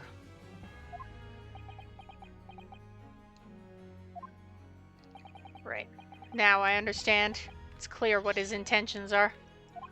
He means to expose the truth at any cost.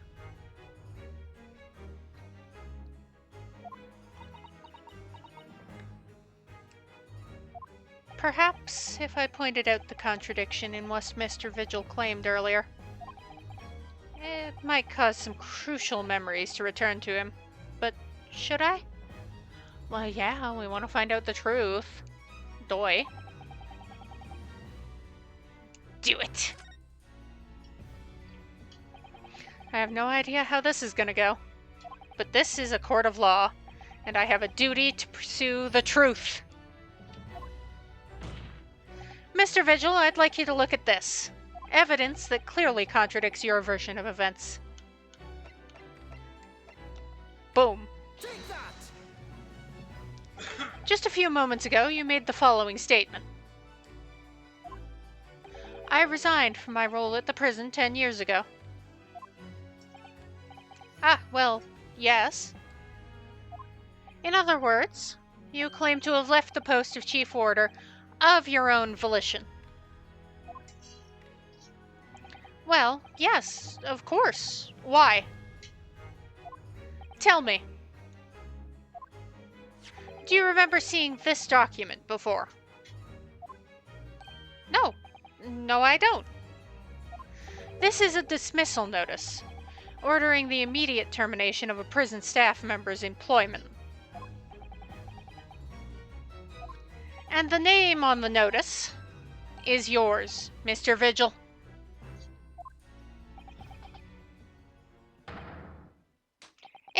It's mine? Yeah, it's yours. Congratulations. So you didn't resign from the prison service at all? For some reason, you were dismissed as chief warder from Barclay. No, there's been some mistake. I'm sure. I'm sure I tendered my resignation. This dismissal notice is nonsense. Isn't it? If you were forcibly dismissed, there must have been a good reason. Clearly, you did something. Mr. Vigil, it's time to break the seal and have you remember.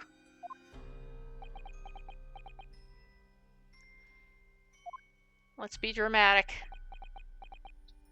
According to the few remaining records, the final execution that you supervised was on the 17th of June, 10 years ago.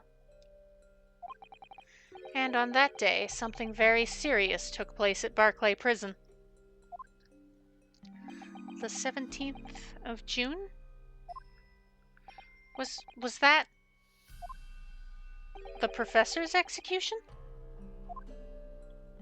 Professor?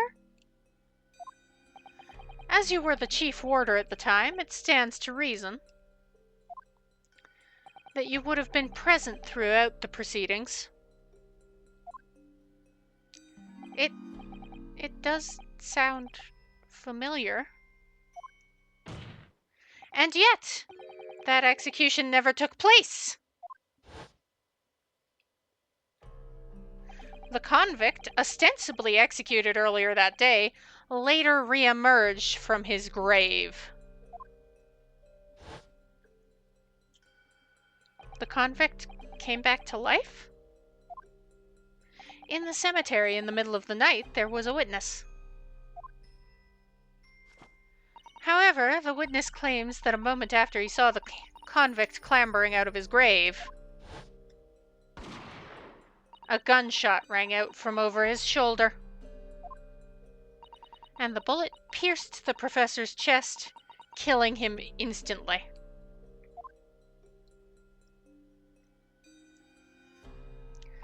Those may have been the professor's actual last moments. Yes. Seeing as you were in charge of overseeing executions at the time, you must know the truth about what really happened. It's in your head, somewhere deep down.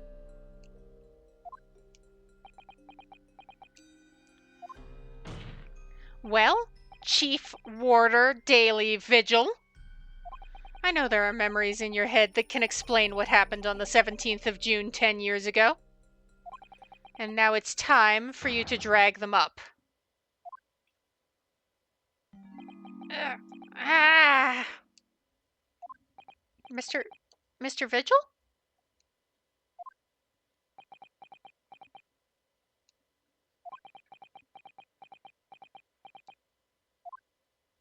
Yes, the whole prison. It was complete chaos.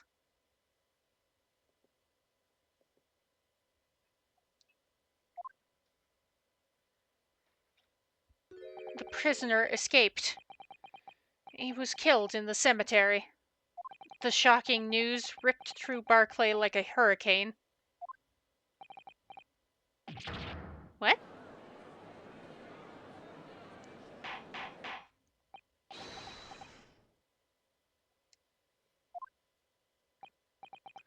Do you mean to say, Mr. Vigil, that your memories of the time have returned? My head, it's like some floodgates have been opened. The images, the screams. Oh, my goodness. The papers. There were reports, articles about a man who'd seen a ghost. Yes, Enoch Drebber. But surely those reports were exaggerated. There were traces at the scene.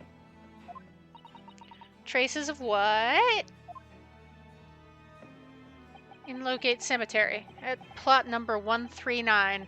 Blood. Lots of blood. That's where the man was buried, of course. Obviously, something terrible had happened there. The depths of conspiracy and depravity from which this tale is emerging are quite staggering.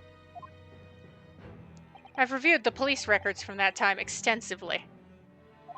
A thorough investigation was conducted by Scotland Yard to ascertain how the convict managed to escape in the first place. And the conclusion reached by the investigating team was that a member of the prison staff must have been involved. Are you suggesting that a prison warder abetted the man's bid for freedom? Yes, and I was suspected of doing it. Of using that mass murderer's execution as a way to help him escape. You did what? I remember now. The horror of it all is coming back to me. One evening, a few days after the execution, some detectives came to the prison. I was called to the governor's office at the top of the watchtower.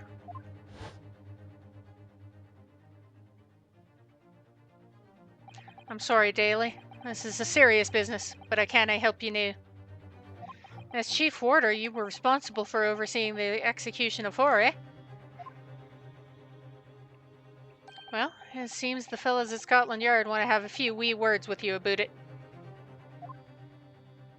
You better pack your things, laddie. You're to attend in person. Was that in person or in prison?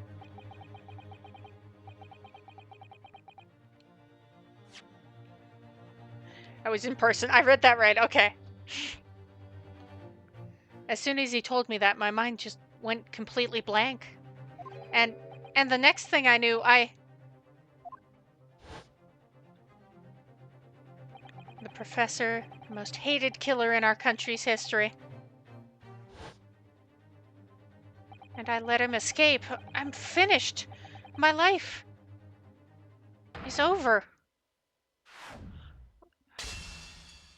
Did you jump out a fucking window, you madman?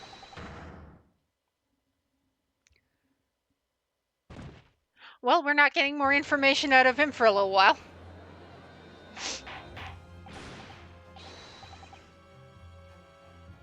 Bailiff, fetch a doctor at once.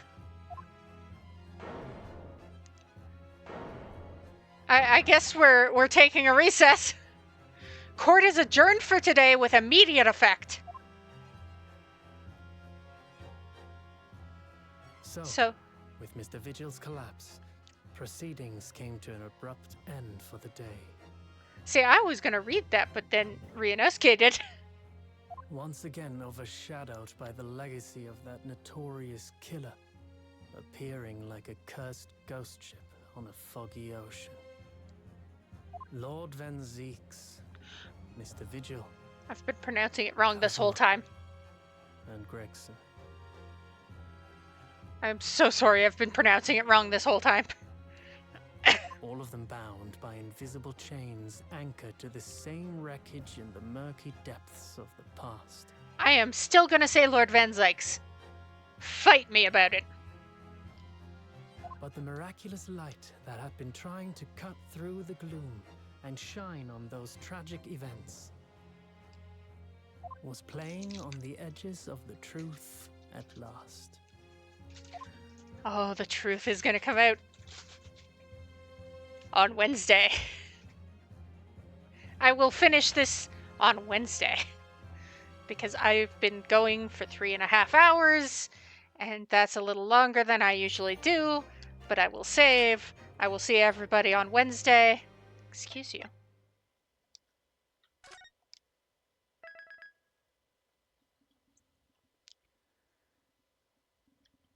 And we will wrap this case up. I promise I will eventually get back to my cough syrup ass named rescue team. And I promise you that I will get to something different. Like Paper Mario, the 1,000-Year Door. That sounds like fun. I have the other Ace Attorney games. Like, I have other options. I will get to something different eventually. But, like, this is taking up a lot of my brain at the moment. So anyway, Wednesday, we will wrap up this episode. Episode 4, wrap it up on Wednesday. Might get a start on episode 5. After we finish this, I don't know what I'll do. But anyway, see everyone Wednesday.